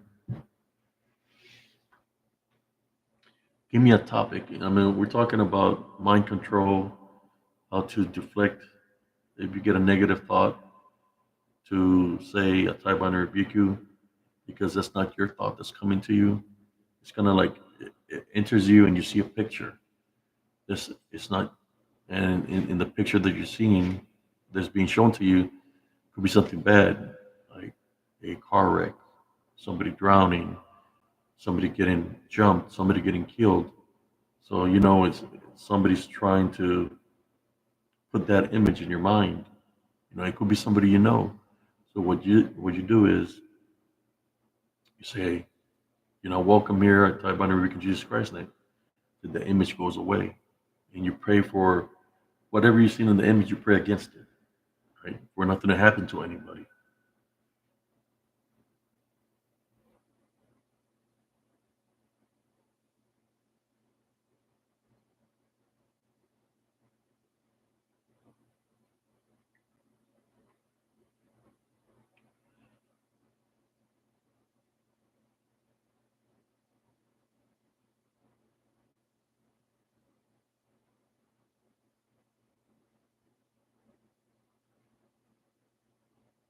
I used to do one finger push-ups when I was younger. You know, like Bruce Lee. I could do the one finger push-ups on the street. I could do the knuckle push-ups. I could probably still do them. I can knock out 40. I can knock out 40 push-ups, 50 push-ups, even though I'm old. No, it's still within me. I mean, I'm gonna be hurting later on, but when I was younger, I could do the one finger push-ups and the knuckle push-ups, like Bruce Lee, one-handed push-ups.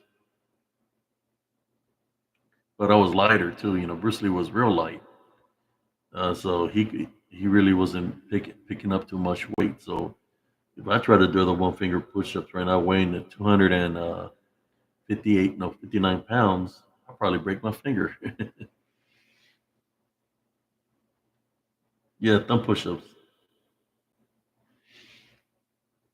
I've done those when I was weighing. I was in track, so I was weighing 142. I could do them. My friends always wanted to see them, so I'll knock them out. You know, back then, I remember going to the movie theaters on Saturdays, and they had Bruce Lee marathon. You know, with all the Bruce Lee movies, and me and my brother would go check it out. Uh, it was sad when the way he died. You know, I was sad because he was kind of like, I like his movies. It was kind of like you had him, and at the time as heroes, right, for like childhood heroes was Muhammad Ali. So you have Muhammad Ali and Bruce Lee, right, at the time. Then Chuck Norris was one of them too, but Bruce Lee was like one of the original ones that I liked.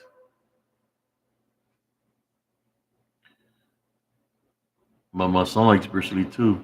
Uh, he's got the tattoo in Chinese of the water. You know, he's got a tattoo of a dragon and all kinds of stuff.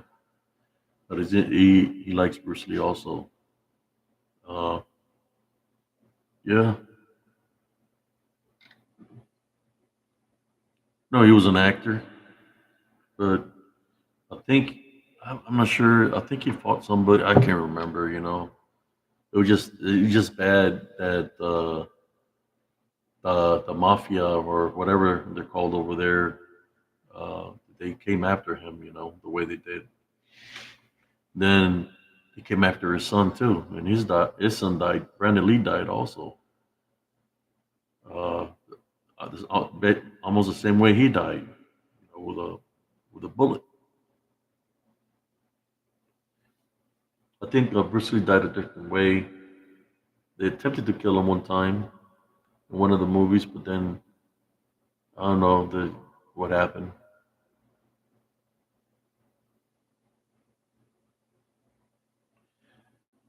Have you any more Latrusa experiences you haven't covered in your video of the subject?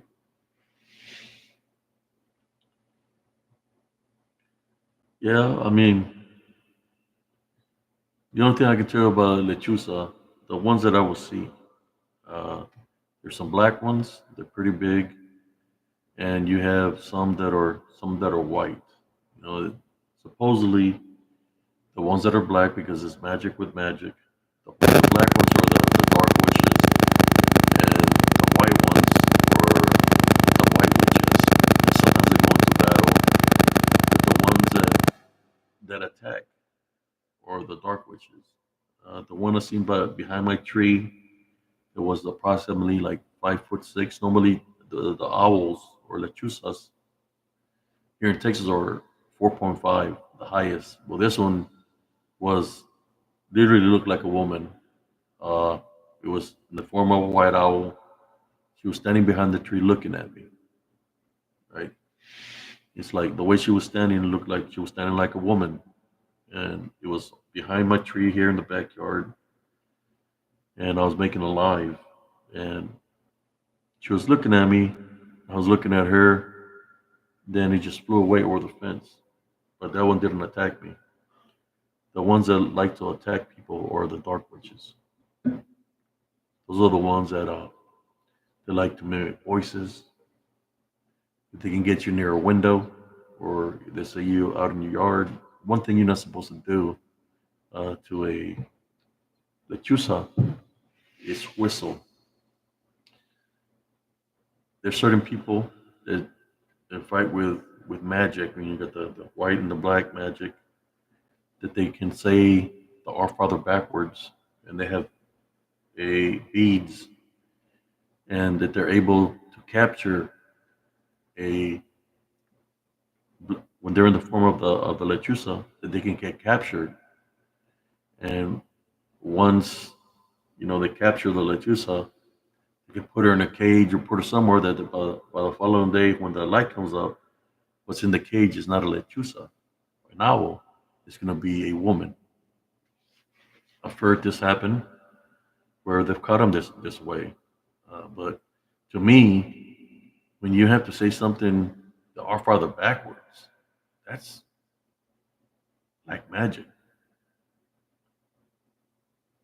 a form of magic, in which I rather say I type on rebuke in Jesus Christ's name, because when you fight magic with magic, and if nothing positive is going to happen from that.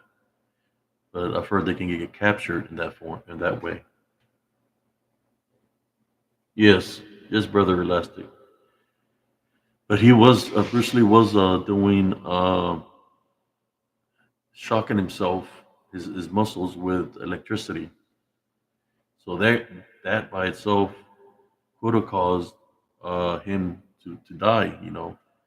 It's like getting electrocuted, right? Uh, this always keeping his muscles strong with this shocks going through his body. That could have caused for him to die. Short circuited his brain, uh, which he could have passed away. He was experimenting with that.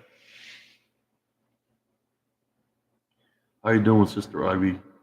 How you doing, Sister Delina? Yes, we've been going on for 2 hours. You missed me. I just want a mini. I'm waiting for the grand to go off on the game that I play. Uh, so I got the phone right here. That's why I'm doing the live here. I'm sorry that I didn't do it on my phone, but this grand, we've been waiting for it. I'm going like this because, man, I hope I can win it or win some of it. I don't mind sharing with people. Oh yeah, you're gonna have to watch the replay, Sister Delana, on this one. I talked about a lot of things that I've never spoken about, or if I've spoken about it, I'm sharing it here with y'all. You know, Brother Alex was here. Things that happened to me when I was in the military that I'm not supposed to talk about, but I talked about it because I had nothing to hide from nobody.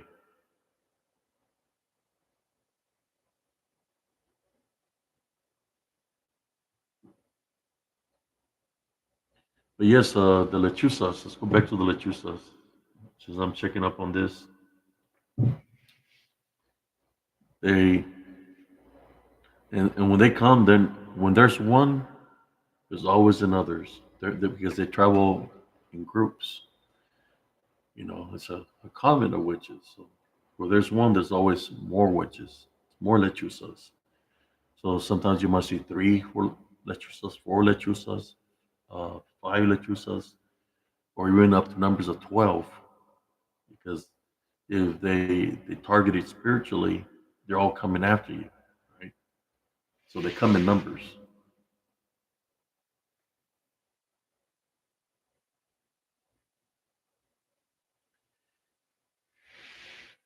Yes, the the things that he was seeing was his demons, you know, what he was witnessing was demonic beings. So he was fighting a lot of things, and it has to do with spiritual openings. You know, only God knows what happened to him, uh, or he even believed in the Heavenly Father. But we lost him at I guess a young age, right?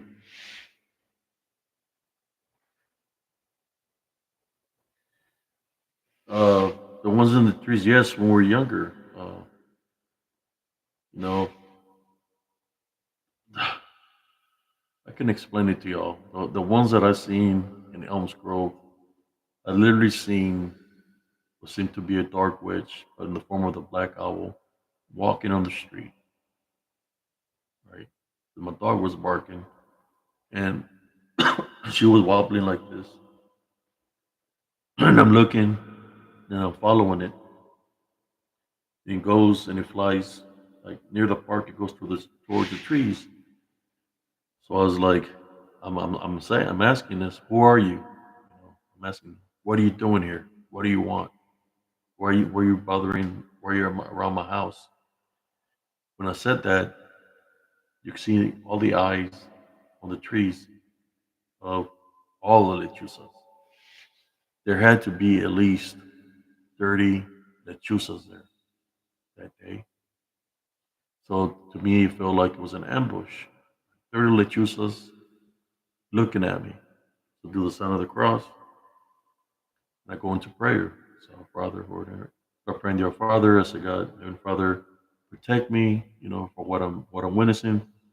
Next thing you don't see no more eyes, and you just hear like a lot of flapping of wings. So I walk backwards, and I'm looking through my parallel vision, but then I don't see nothing no more. But I had gone outside because I could hear the lechusa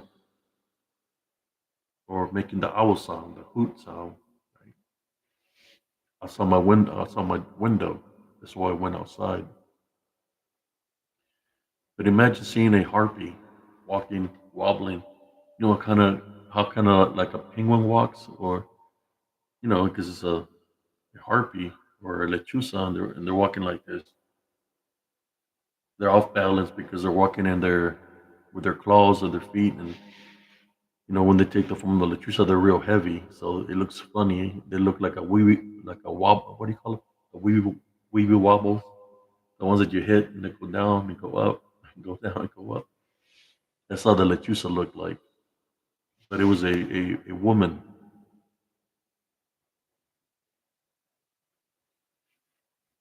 Yeah, the ones that we seen in the trees when I was growing up, that would scare my brothers and sisters because they were younger than me. I won't go into prayer because it wasn't just that happening. There was a lot of things happening. A lot of demonic activity. For example, you could hear the Latrusas whispering, and then you could hear them hit their talons, and then after the whispering and the talons, you could hear them talking like women, and they're laughing like women. Next thing you know, it's kind of like when they're whispering, they're literally chanting something, right? I guess they're summoning the spells of whatever they're going to do. Then you start hearing activity. You start hearing banging on the walls. You start hearing banging underneath the house because the house was on pillars. So if imagine standing in a certain point in the house, you hear somebody hit hit right underneath you. You move 5 steps and you hear something else hit you right underneath you, like it's following you. You go near a wall, you're scratching behind you, or you hear it banging on the wall. Uh, then you start hearing children laughing, like literally laughing outside your home, running around laughing through the windows, and you can still hear the the lechuzas, the witches, ch- chanting and laughing. Then some of the other activity happen is you hear somebody run on top of the roof, like they're running. You hear the children laughing, the lechuzas, and then you start getting paranormal activity where dishes are getting thrown in the kitchen, they're breaking, and they're being thrown by unseen force. Uh, I've seen glasses get levitated, uh, the dishes get levitated and thrown. Then you can hear running inside the house, like somebody's running back and forth inside the house. So we go into prayer. You know, this went on for years. You know, I believe this were the same witches that I dealt with when I was 3 years old in Mexico. Uh, when I came back to the States, they followed because they had a personal vendetta against me. So one day I said, you know what? I got tired of seeing my brothers and sisters scared and my mom scared. I said, I'm gonna go outside, mom. I'm not afraid of them anymore. So then I'm gonna tell them to leave. You know, and she's like, don't go outside, mijo. So I'm gonna go outside and tell them to leave. Even though there was all this noise happening, I went outside, had the front light on, and I seen the lechuza on the trees. They were huge, probably like 6 foot. They were big. I was a pitcher then. I was already like 10, 11th grade. I was in 10 or 11 years old. I grabbed the rocks, direct hits. Then you hear like the thud, boom. You could hear where it hits the body of the lechuza. Solid hit. You hear a thud, but it wouldn't move. And I hit it with like a lot of rocks. They were all on the trees. It wouldn't move. That's how big they were. Like you could hear the loud thud. And I would tell them, leave. I'm not afraid of y'all. They would be laughing. They'd be laughing at me. Uh, then my grandmother came out of the darkness because we were in a four lots. Our house and our grandmother's house was right there, and she was trying to figure out what was going on. And she's like, "You're not afraid of them?" I said, "No, I'm telling them to leave, and I'm be hitting them with the rocks. They don't want to leave." And said, "I'll take care of it." So she goes over there, gets by the house, and she tells them something. I don't understand what you're saying to them. And then next thing you know, they all fly away. All of them. They all fly away. To my understanding, after my grandmother passed away, I found out that she was a dark witch. That she just wasn't a dark witch. That she was a like a well known. Like she was in charge of a lot of dark witches. That's what I found out through my cousins that were 20 years older than me, 30 years older than me. Uh, so when we buried her, that's when I found out about all this, which will make sense. Why she will come out of the darkness, and she tell me, "You're not afraid of them?" I said, "No, I'm not afraid." Uh, and I'm more than sure something like that. You know, I have an aunt that's left. I'm thinking she's affiliated with carrying the family tradition from my grandmother. I believe my father might be affiliated with that, even though he's 80 and he's sick. Uh, I choose not to. That's why I cut those negative ties, those generational curses, and I won't do nothing with that because that's not me. Yeah, direct hits. Uh, it's called caliche. Pure white rocks. Solid hits, man. Loud. You could hear the thud where it would hit the body, but they wouldn't fly.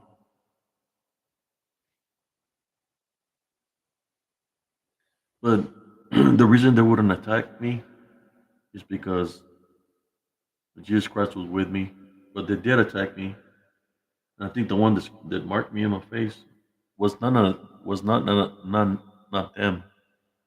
The one that attacked me in the face was either the demon that followed us from from the town from the ranch, or possibly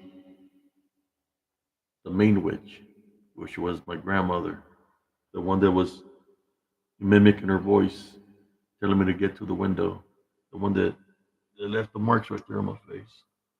Let me see if I can fix the lighting so y'all can see the marks, y'all. Let me change the light.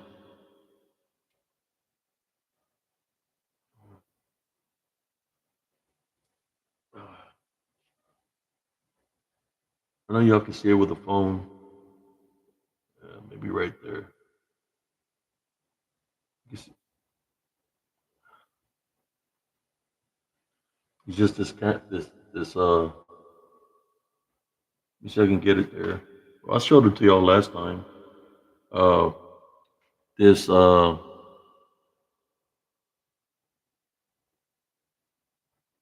this phone doesn't give me no.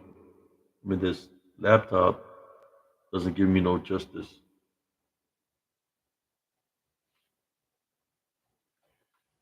Yeah, I was when I got attacked. You see, when I got attacked was before everything happened when my grandmother went out there and chased them away. It was when I was younger. When I was in pre-K. I was 4 years old.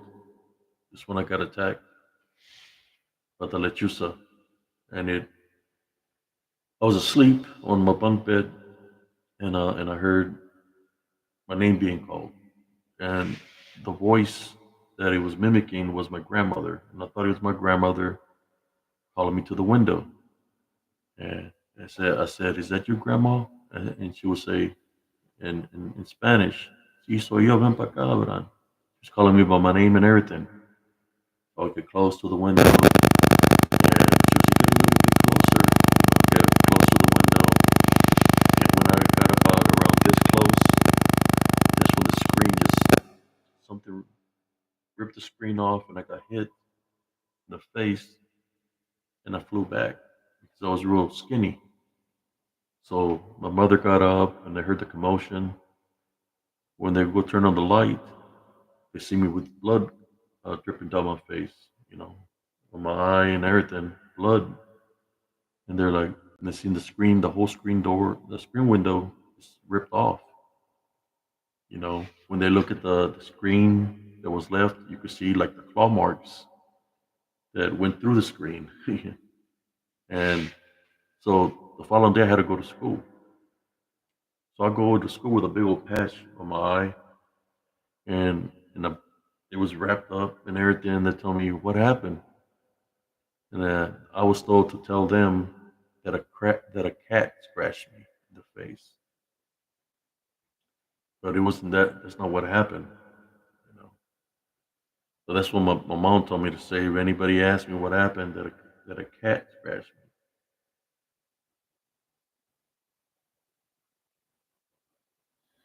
Yeah, she was speaking another language. It was in Spanish nor English. She was saying something else.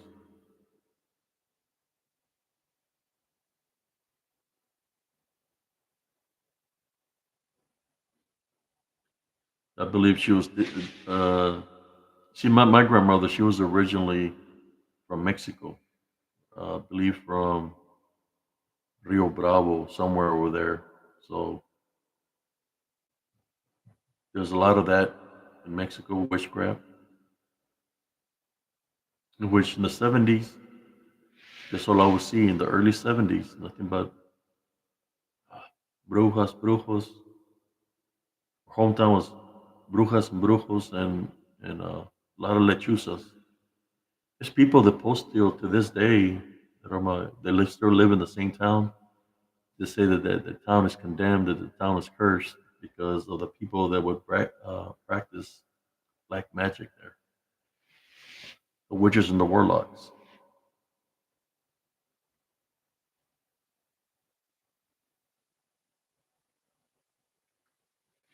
He was trying to do something, but I survived it.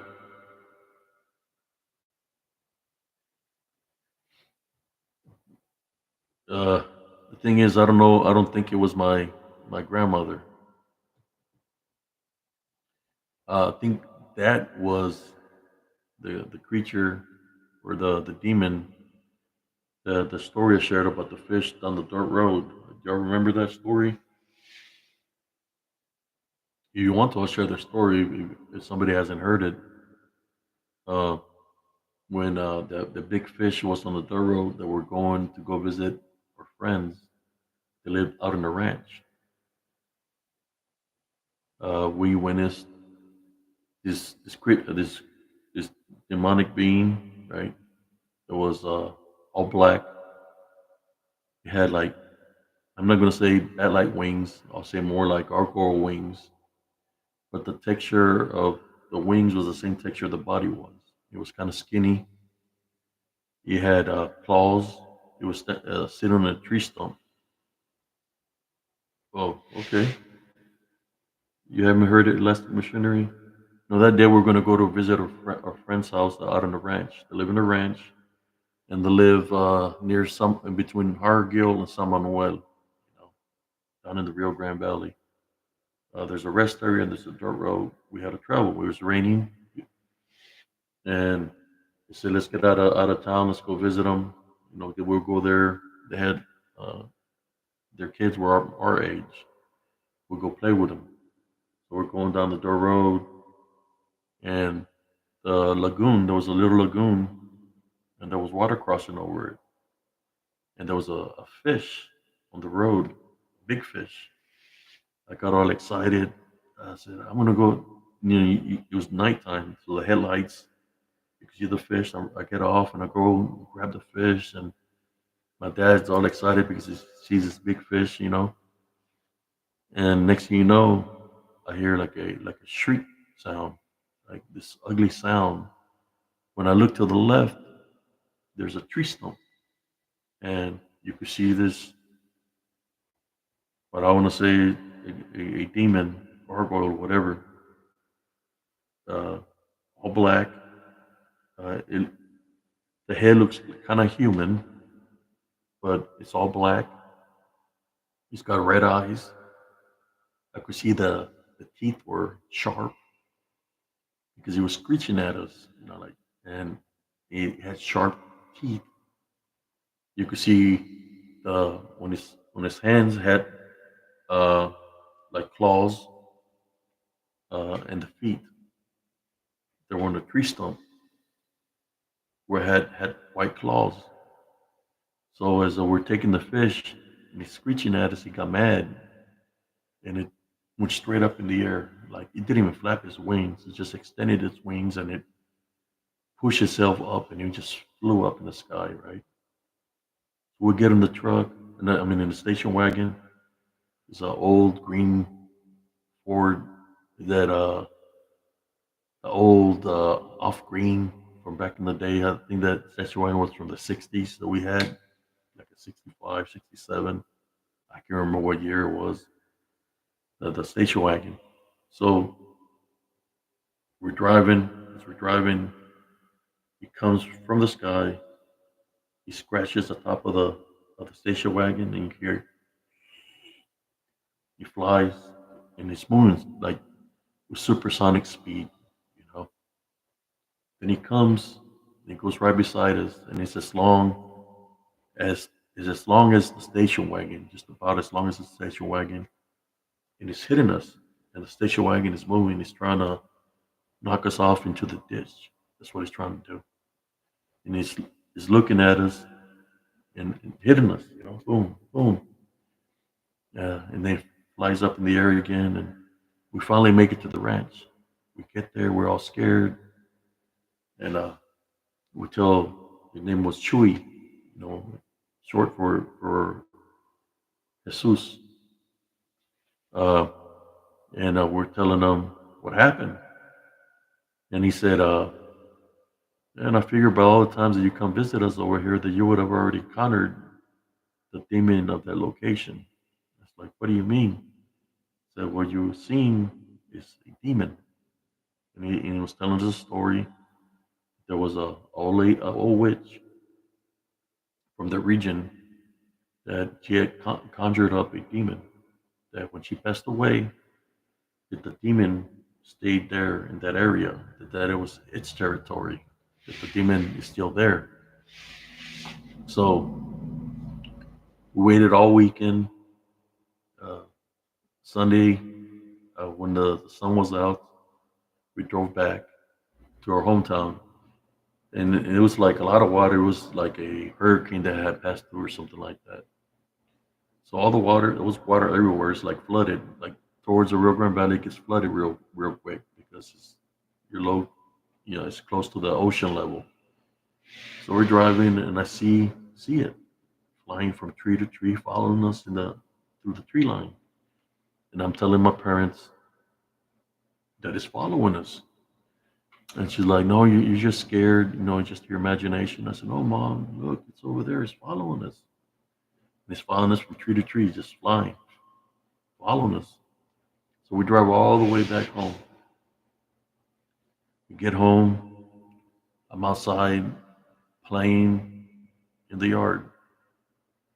Next thing you know, it comes from the air and it goes right into our attic. It crashes in through the attic vent, and it's all messed up where it goes in. And I tell my dad, I say, "Hey, it went in there. Look." And she like, he's like, "It didn't go in there. It's just probably a cat that did that and all this. There's no way a cat can get up in there." So he climbed there and he's looking with a flashlight. You know, didn't see anything. It's demonic. And that night, when I was asleep, that's when everything else happened. And I believe it was the creature that attacked me. I had already gotten attacked. After that, he started attacking a lot of people in my town. I attacked a guy, scratched him in his back. We had to get stitches. Um, it was a sighting. It was called, they called it the Big Bird, or the Pajaro. They're saying it was a big bird that was doing this. Not what I witnessed. It was not no pterodactyl with no beak. It was a demon, with demon wings that I witnessed, that was running havoc in our town. That people didn't want to let their children go out and play because a lot of people were being attacked. I had somebody that said that they were riding horses, and that they try to come and attack them. And they said the description I gave fits what they seen, right? So people try to say that this bird was a thunderbird or some kind of pterodactyl. No, that's not what I seen. I didn't see something with a big beak. No, what I seen was something that was demonic. So we went back to the ranch to tell Chewy what had happened, how he scratched me and all this. So when we get it there, he's laying in bed, like something happened to him. And we're trying to figure out why is he in bed? What happened? He said that they were hunting for deer. Him and his son were hunting for deer. That demon-like creature came and picked him up from the shoulders and started lifting him. He was taking him up into the sky, and that his son shot at it. When he shot at it, he let him go, and he fell. The demon, scratched him on his back, so he had scratches on his back from where it attacked him. you know. And if you look it up, I think this happened like in 1975 or 76. Look it up. It's called uh, the Pajaro or Raymaville Pajaro. Look up Raymaville Pajaro. You know what? I'll check real quick, and I'll let you know what it is.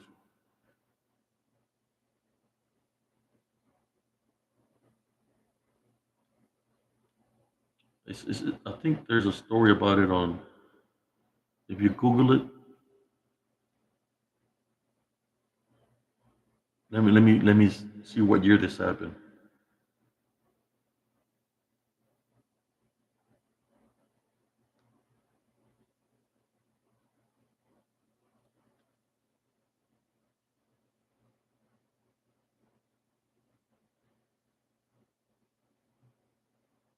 It happened in 1976. It says Raymaville terror documents events that happened in 1976 in the deep South Texas area called the Rio Grande Valley.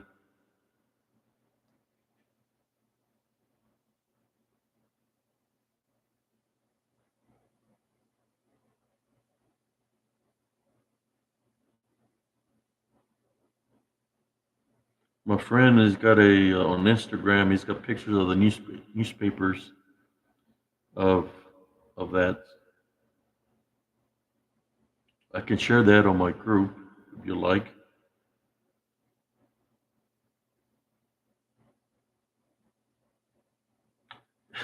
That's not the bird. That's not the bird with no long beak. Trust me, that I was attacking the people. Look it up on Instagram. He's got pictures of it. That's where this scars that I got in my face come from. Trust me, it had no feathers. It flew too fast, man. Like supersonic speed.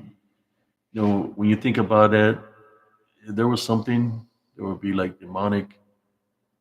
Uh, the closest thing that I could think of, but it didn't even look like no Jeepers Creepers. It just looked different. The body was probably long, probably agile. They had big wings, so to my understanding, it's still spotted over there in the Rio Grande Valley. But I live in a certain location. I know the location where it lives. You know, it freaking marked me on my face.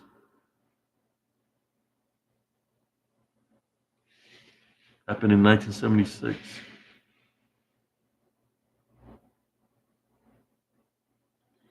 Yeah, but look at the newspaper clippings, and you'll see a cow on top of a cow on top of a. If you Google it, there's a picture of a cow on top of a post. It was killing cows. There was goats being found with no blood. Uh, a lot of events were happening at that time frame. Let me see some of the pictures. And trust me, it was no pterodactyl.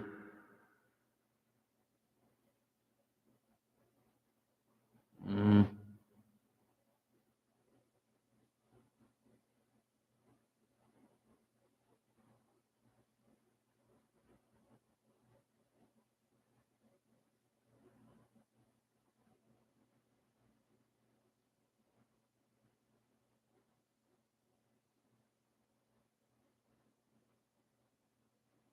I'm trying to find the clipping with there used to be a clipping of a cow on top of a pole where it left it hanging up there on top of a pole.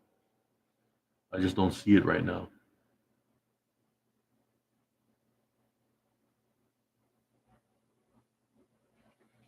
My friend, I have a friend that he's making a movie. He's making a movie of that. It's called the Pajaro.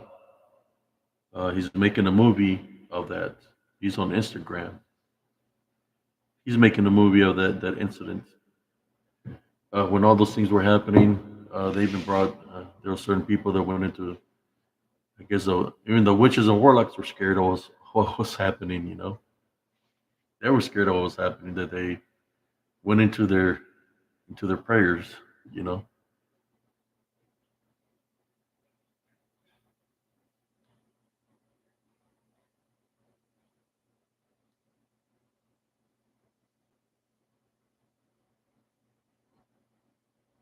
it's true events that happened down there, man. People got. I think the guy that got attacked, he still got his scars. I mean, I got my scars. I was young, so I didn't get no stitches. I just was so young that it healed by itself. But now that I'm getting older, you can see him. As you can see him right now with this. Let's see, like angle it right. Goes up to my eye. Goes. See, I can go up. There's one there, and there's the other one that goes up there.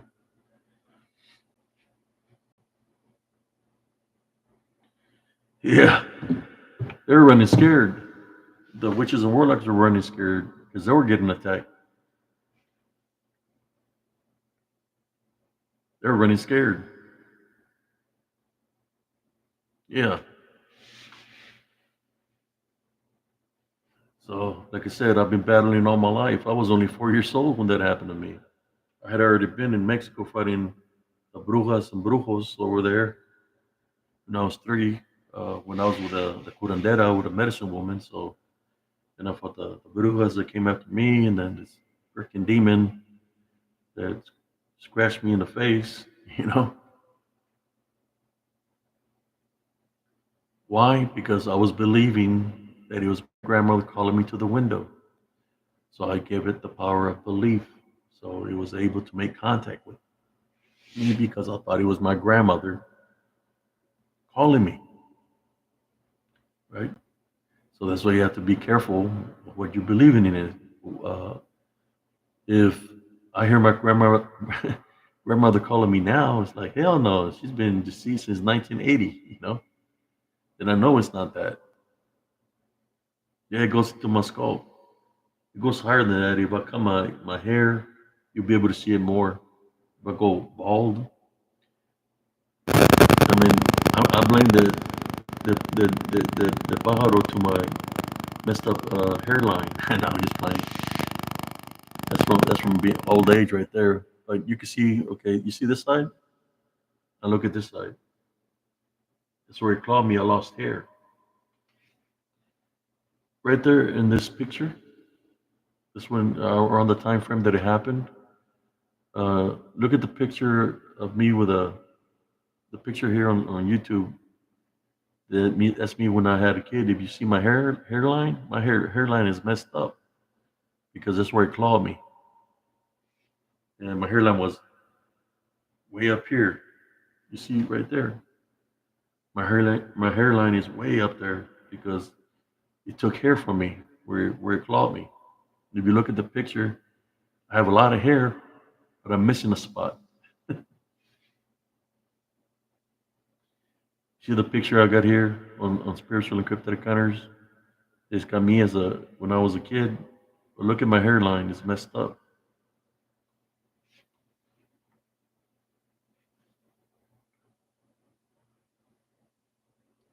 And that's where it scratched me. I guess you can see it better there in that picture, but yeah, yeah, into the scope. See, I can get a better, closer look at it. Let me change the light color real quick.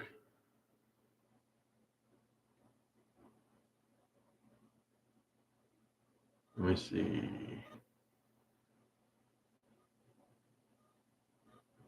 Let me bring down the light some.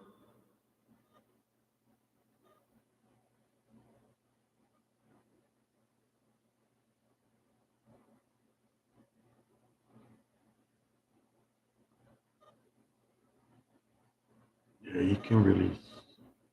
There you go.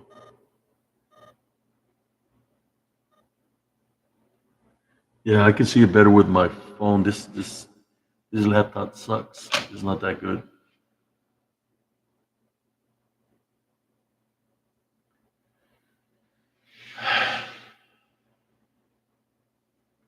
If I ever seen it again, I'm gonna be honest with you. I believe it's still in my attic. That he's still there in that town, in the attic of my home. That's where it's at. That that it's just it's nesting ground now. Because when I went over there, it's a demon, so demons have abilities to possess. Uh, Wait one real quick. Let me see where this grand is at. So when see 4 years ago, my dad's still alive, but he's a horde. So my aunt called me and my brother to go help clean. So we were taking out all the trash and extra stuff out of the house. And I told my brother, we'll use the last room as a storage. I guess that had been a bad storm that came through, and the roof that got damaged, and it was the not the roof, but the sheetrock was falling. I remember going into the last room with the last. It was a couch, not couch, a mattress I was putting back there. I put it there, and I seen something looking at me. I looked at it. It was looking at me. I could see like yellowish eyes, and I could see the form of what I witnessed when I was a kid, looking at me. So I started praying the Our Father, and I started praying the Our Father. And when I went to the front room, my dad was demonized. And Wish, he's got his eyes rolled back white. He's talking to me in a different language, and I start praying the Our Father. And when my brother comes to the front room because he was moving stuff around in the kitchen, he sees him with his eyes rolled back and talking a different language. And he says, "Let's get the F out of here." He takes off running outside. And when I go outside, he's like frozen. My brother is like, you could hear Las Brujas chanting. And this is during the day. You could hear women chanting. And he's like, let's get the fuck out of here. We get in his vehicle and we're driving away. He's driving because he's scared. I'm not scared. I'm just like thinking about what to do. And it's like, look, bro, so I've never run away from a spiritual fight. I said we go back.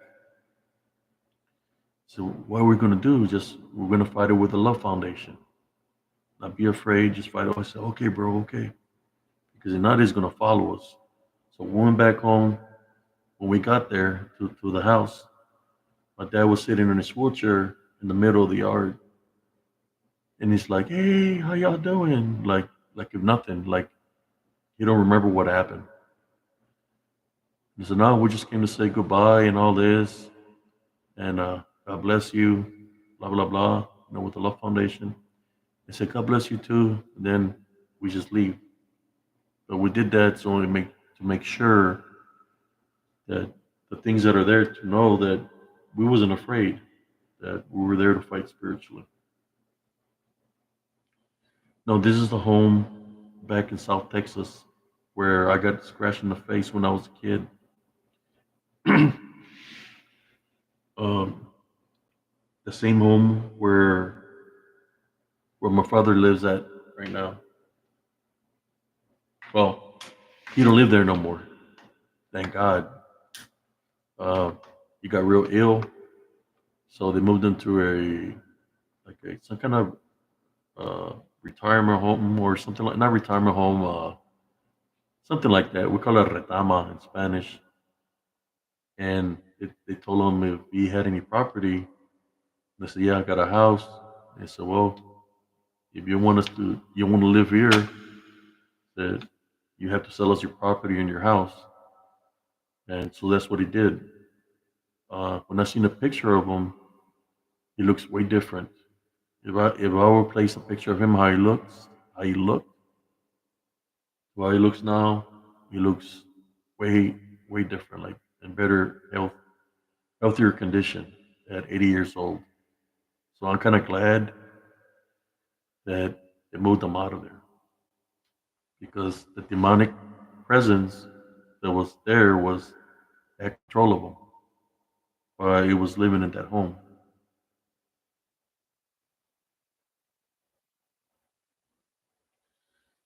I was young. I don't remember how long it took to heal, but I had a lot of bad accidents after that. One of the things that happened was a frying pan with hot grease flipped over and landed on my back. After this incident, at the same time frame that I got scratched, the frying pan flew with hot grease, and the grease landed on my back. So I had a second-degree burn. My whole back was burned. I had, I could see, if I go like this, I could see black, and I had a lot of blisters from that burn. Man, it took like, I was still in pre-K. It took, I don't know how long to heal. All I know, I couldn't play with the kids, and my shirts would get stuck on the thing. Uh, my mom put a lot of, what's it called? Camadryl lotion or something like that. This color like looks like Pepto Bismol. They would put that lotion, and yeah, I couldn't play with the rest of the kids. I was already messed up from the face, and my back was burnt black, looked black. But thank God that I was still young and I was able to recuperate from that.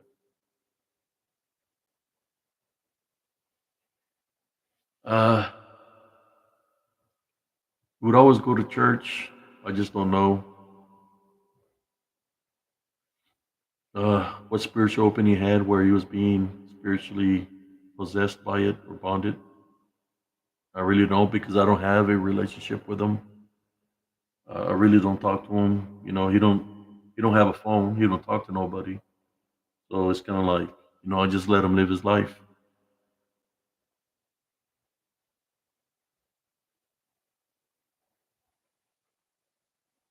Yes, 4 years old. I had a scratched up face and a burnt back because of that demon that was in my home. They can move objects. My mom said that I didn't even touch the. She said that I hit the handle of the frying pan. I said, no, that's not gonna flip like that. Like it literally got thrown on my back. Not unless uh, the demon might have entered my mom and made her do that. Which is a possibility. But maybe one day I should go back and make a spiritual stance against it, and fight spiritually against it, and show it that I'm not afraid of it. And I bind and rebuke in Jesus Christ's name, and send it back to where it came from.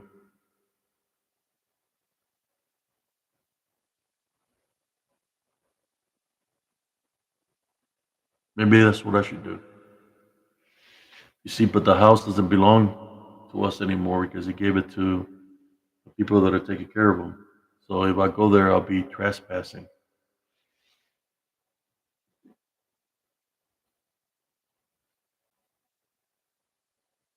Hope you all enjoying the show tonight. Thank you all to the loyal viewers that pop here every night. You know, it's like I know some people were like, "Oh, it's this veteran guy again." We don't know which guy we're gonna get. We're gonna get the veteran guy. We're gonna get the spiritual guy. We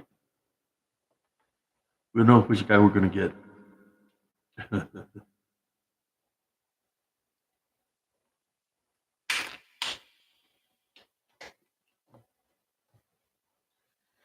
Yeah, he was very. He had given up in life. He wanted to die. He was real skinny, withered man. When they would, he went to the hospital numerous times. He lost his leg uh, because of gangrene. Because he's diabetic.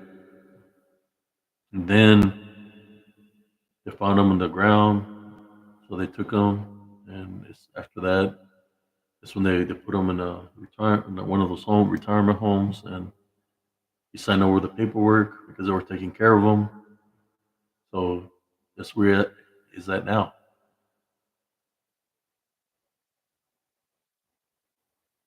His brother Alex, right? Uh, the guy that's making the movies having all kinds of problems, like physical ailments happening to him right now. Like he's having eye problems where he's losing his eyesight. I guess because the things that are around there, or people are doing witchcraft and necromancy against him because maybe they don't want him to put out the story. But he's creating a movie. Look it up on YouTube. It's called The Pajaro. I try to order a shirt to support his movie. It's just the creature that I witnessed doesn't look like a pterodactyl. He did not have a beak like a pterodactyl.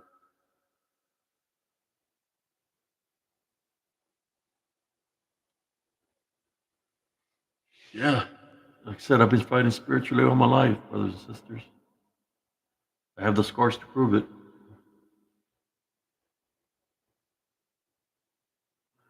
It's just this lighting here doesn't give me the right.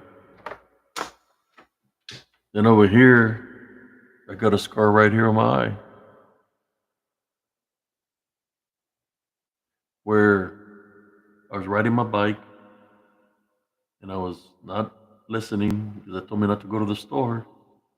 So I'm riding my bike and my shoelace gets caught on the chain. There's a semi truck backing up. I fall and slip and I slide with my face like this on the ground. I was in a puddle of blood. I was in a daze. People got me. They grabbed a towel, put it over my eye, told me where I live. I showed them where I live, and my mom was pissed. she took me to the she took me to the doctor. She's like, "I'm gonna leave you like that." And my eyes were like open, like a big old gash.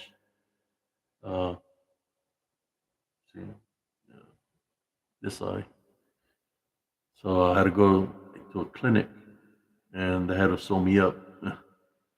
Back then they didn't put you to sleep or put any kind of medicine to put you numb. You felt every stitch.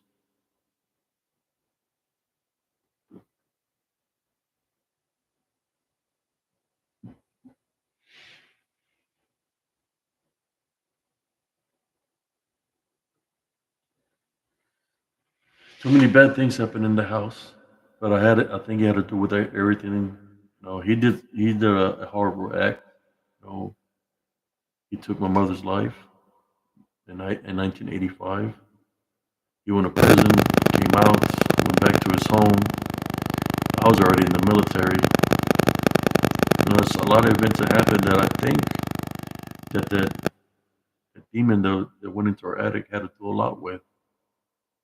That's why I wanted to go back uh, to fight against it spiritually. You know what I'm saying? But it's not my home no more. It's not where I reside. But I know that whoever buys that home, if they rebuild it or whatever, that it's still going to be there.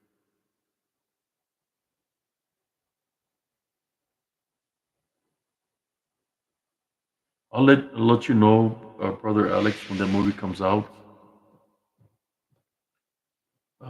But he sells a lot of merchandise for like shirts, caps. Uh, he sells. He's already taken the movie. Is been in production and he's taking like the show a little bit of it at the where they do all the movies. I can't remember the name of it, but he's been out there. Yes, Sister Delena, a lot of events happen, tragic events. But uh, I know my mother is with me in spirit, and that I'm thinking that it has to do with a lot of things.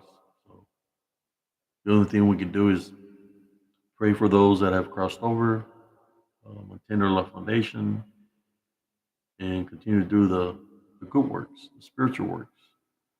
Bring awareness to people of how if you to do something about it, especially your head of the household.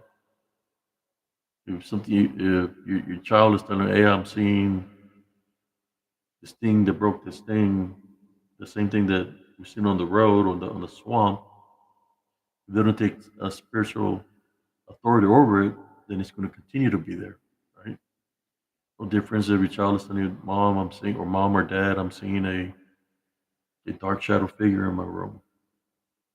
If you don't do something about it, they're going to continue to see it. You're the head of the household. You got to take the initiative to go and do a cleansing and command it to leave your house. That it's not welcome there to affect children. Some people don't do that because they don't know how to do it. But here in spiritual encrypted encounters, we talk about it step by step how to do these things to protect your home spiritually and to get out rid of anything negative in your household.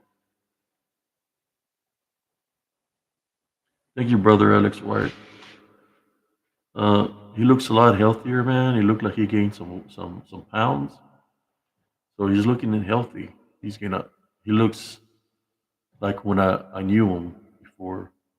He looks different. I guess he's taking his medicines because he wasn't taking his medicines that he's supposed to take. He had given up in life. He was just. I guess he was just waiting to live. I mean, to die. But you know, in this earth, when you do wrong, it's not up to you when you want to die. It's up when Jesus Christ wants to take you. Right? Sometimes some people have to pay for their actions on this earth. And that's all upon how Jesus Christ wants to handle it. Only He knows. Like the saying goes, when He was on the cross, don't forsake Him, Lord. They don't know what they do. What does that mean? Don't forsake Him, Lord. They don't know what they do. That means that the people were being bonded or demonized, that they don't know what they do because the demons were possessing those individuals that are around Jesus Christ. Uh, they have full control of that scenario.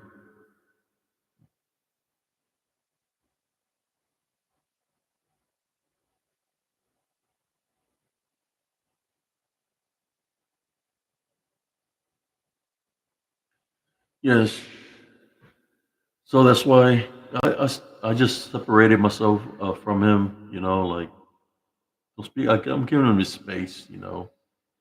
Like I don't want to talk about the past or be reminded about the past through him.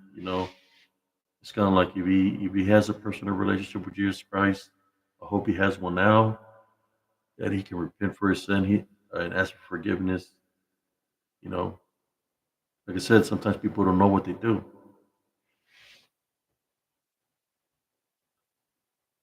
But I'm just talking to y'all here spiritual encrypted encounters uh, about these events, that happen in my life.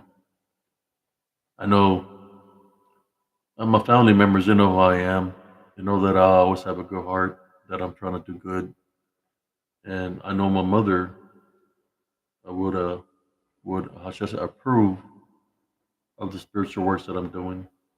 You because she's with me in spirit, just like she was with me in spirit in Germany. She was with me in spirit when I was in Operation Desert Storm. She's still here with me in spirit.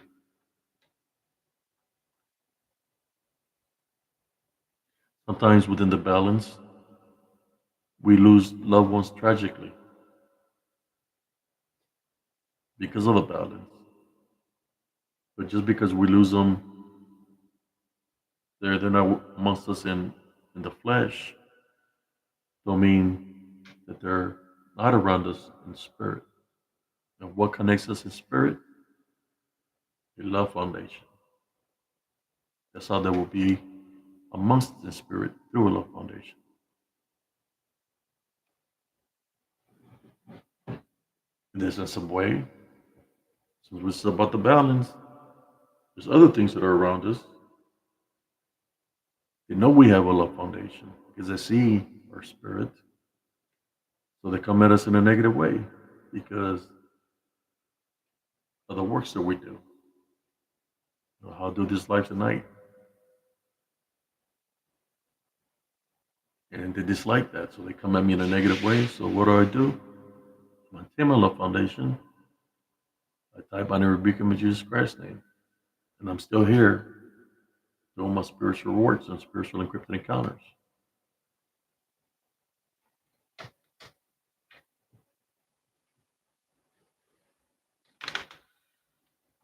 Yes, God is a merciful God. That's why, I'm glad that He is in the location that He's in, that He's being taken care of, and that me and my brothers that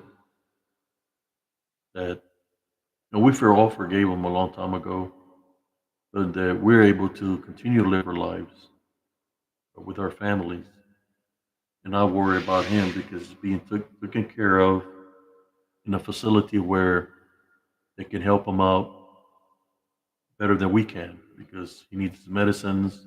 He's already old. They have people that take care of him. So I'm glad that in that sensible way. But the number one thing that I'm glad of is that he's away from that house because that's where I believe that Pajaro thing that they're talking about, he still lives in there. It's, I talked to the producer about it, and I told him my story of what I witnessed, and I'm thinking that's going to be in the movie. Part of that is going to be in the movie because I told him about what happened. Uh, he took notes, and I was telling him of the house. He took a picture of the house. I told him that those windows were a lot bigger. They were like summer windows, so the windows were way bigger. They were way taller and bigger. So the windows you could say were almost as big as a door to let the fresh breeze in. Since it's real hot in Texas, and especially in the Rio Grande Valley.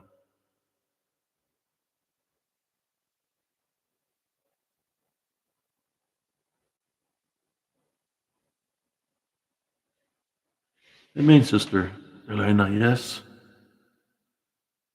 it's, I believe it's spiritual openings.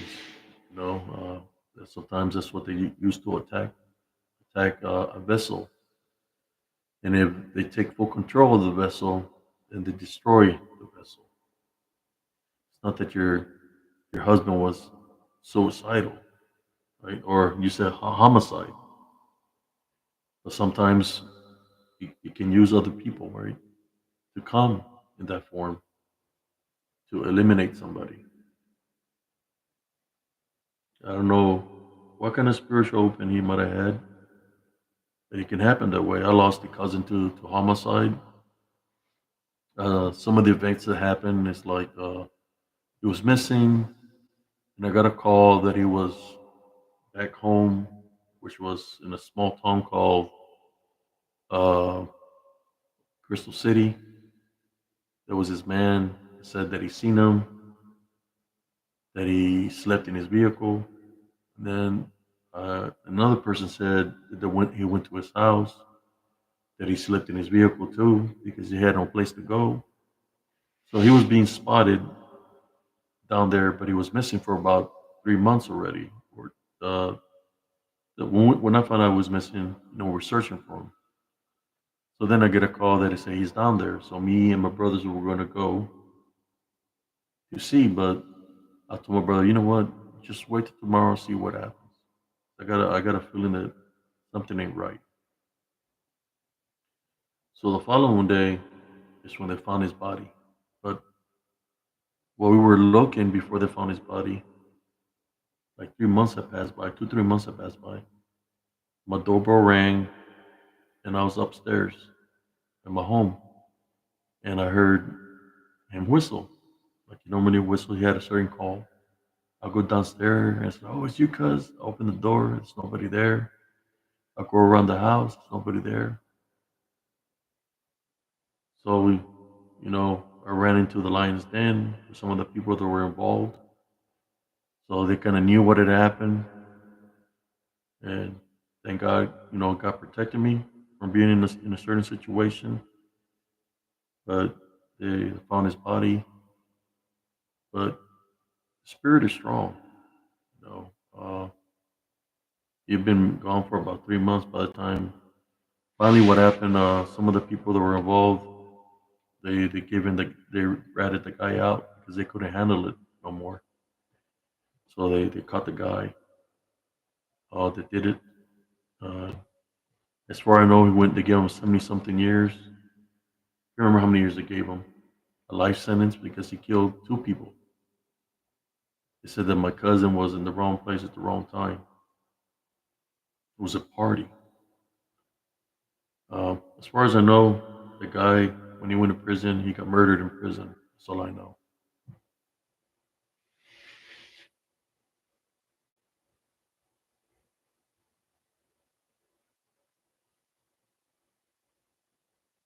Yeah.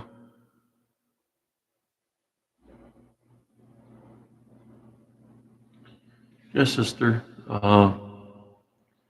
So we have to maintain the Love Foundation.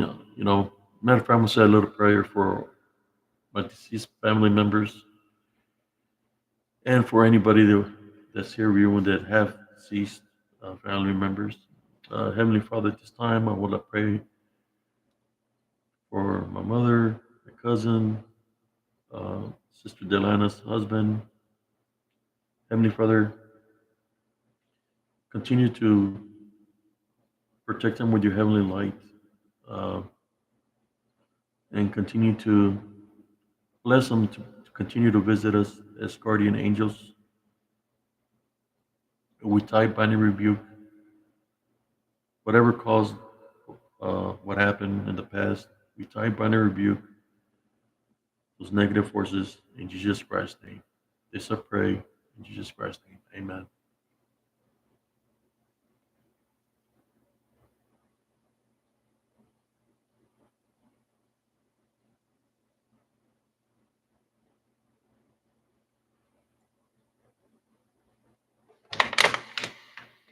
Yeah, that's what normally happens. A lot of paranormal activity that happens when this happens when something's going to happen. That all the signs are there that something's going to happen. We just don't know when it's going to happen.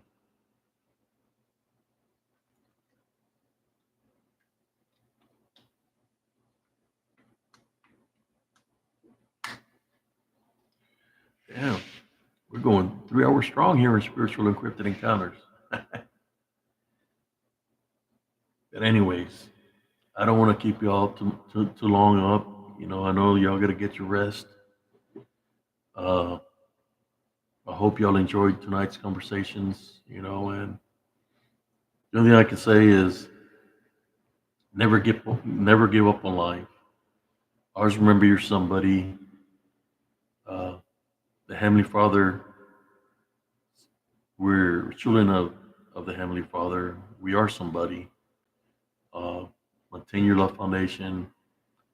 Have your personal relationship with Jesus Christ. And whenever you're feeling a certain way, just remember you're not alone. Pray. Pray to the Heavenly Father to give you relief of whatever you're going through, whatever you're feeling. You're feeling sick. If things are coming to your mind. I said before, if they're not good, type on the rebuke in Jesus Christ's name. Whatever you're going through, always pray, and He will make things happen for you spiritually. I hope you enjoyed tonight's show. Keep on checking out the the Pajaro stories. See if you can look up pictures because there's going to be a picture of where there's some dead animals and a cow up on a pole. If you can find it. Uh, yeah,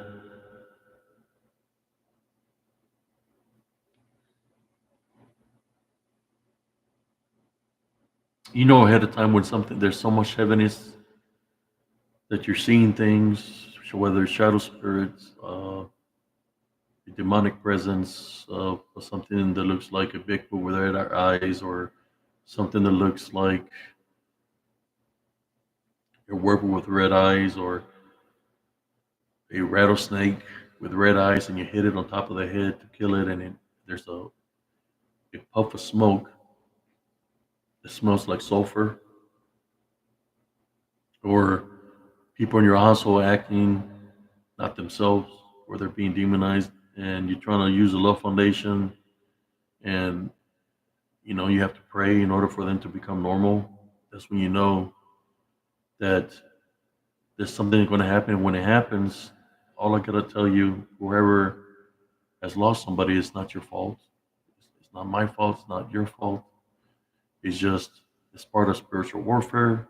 If somebody is not ready for that spiritual warfare, if they have a spiritual opening, then that's what they use to attack. But through Jesus Christ, we fight spiritually. I fight spiritually daily to protect me, my loved ones, and to honor and protect those before me, which becomes spiritual warfare.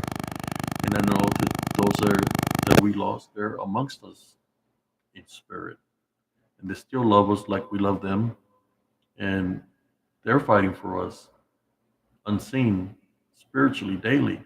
They're around us, protecting us as guardian angels. Just remember that, brothers and sisters. Our loved ones are always with us. In saying that, thank you, good night, God bless you. Always remember to say, I love you to your children. If there's a situation where there's arguing or there's anger, replace it with love. Say, I love you. Say, I love you. God bless you. Let's go do something. Let's go out or eat. Replace it with love. Do something else. Uh, Replace it with love. You're welcome, brother Alex. Good night, everybody. Uh, See you tomorrow, or see you today, later on, or tomorrow because it'll be early in the morning. I might go live. I don't know, around 12:30. Depends. Uh, Peace out, everybody. Good night.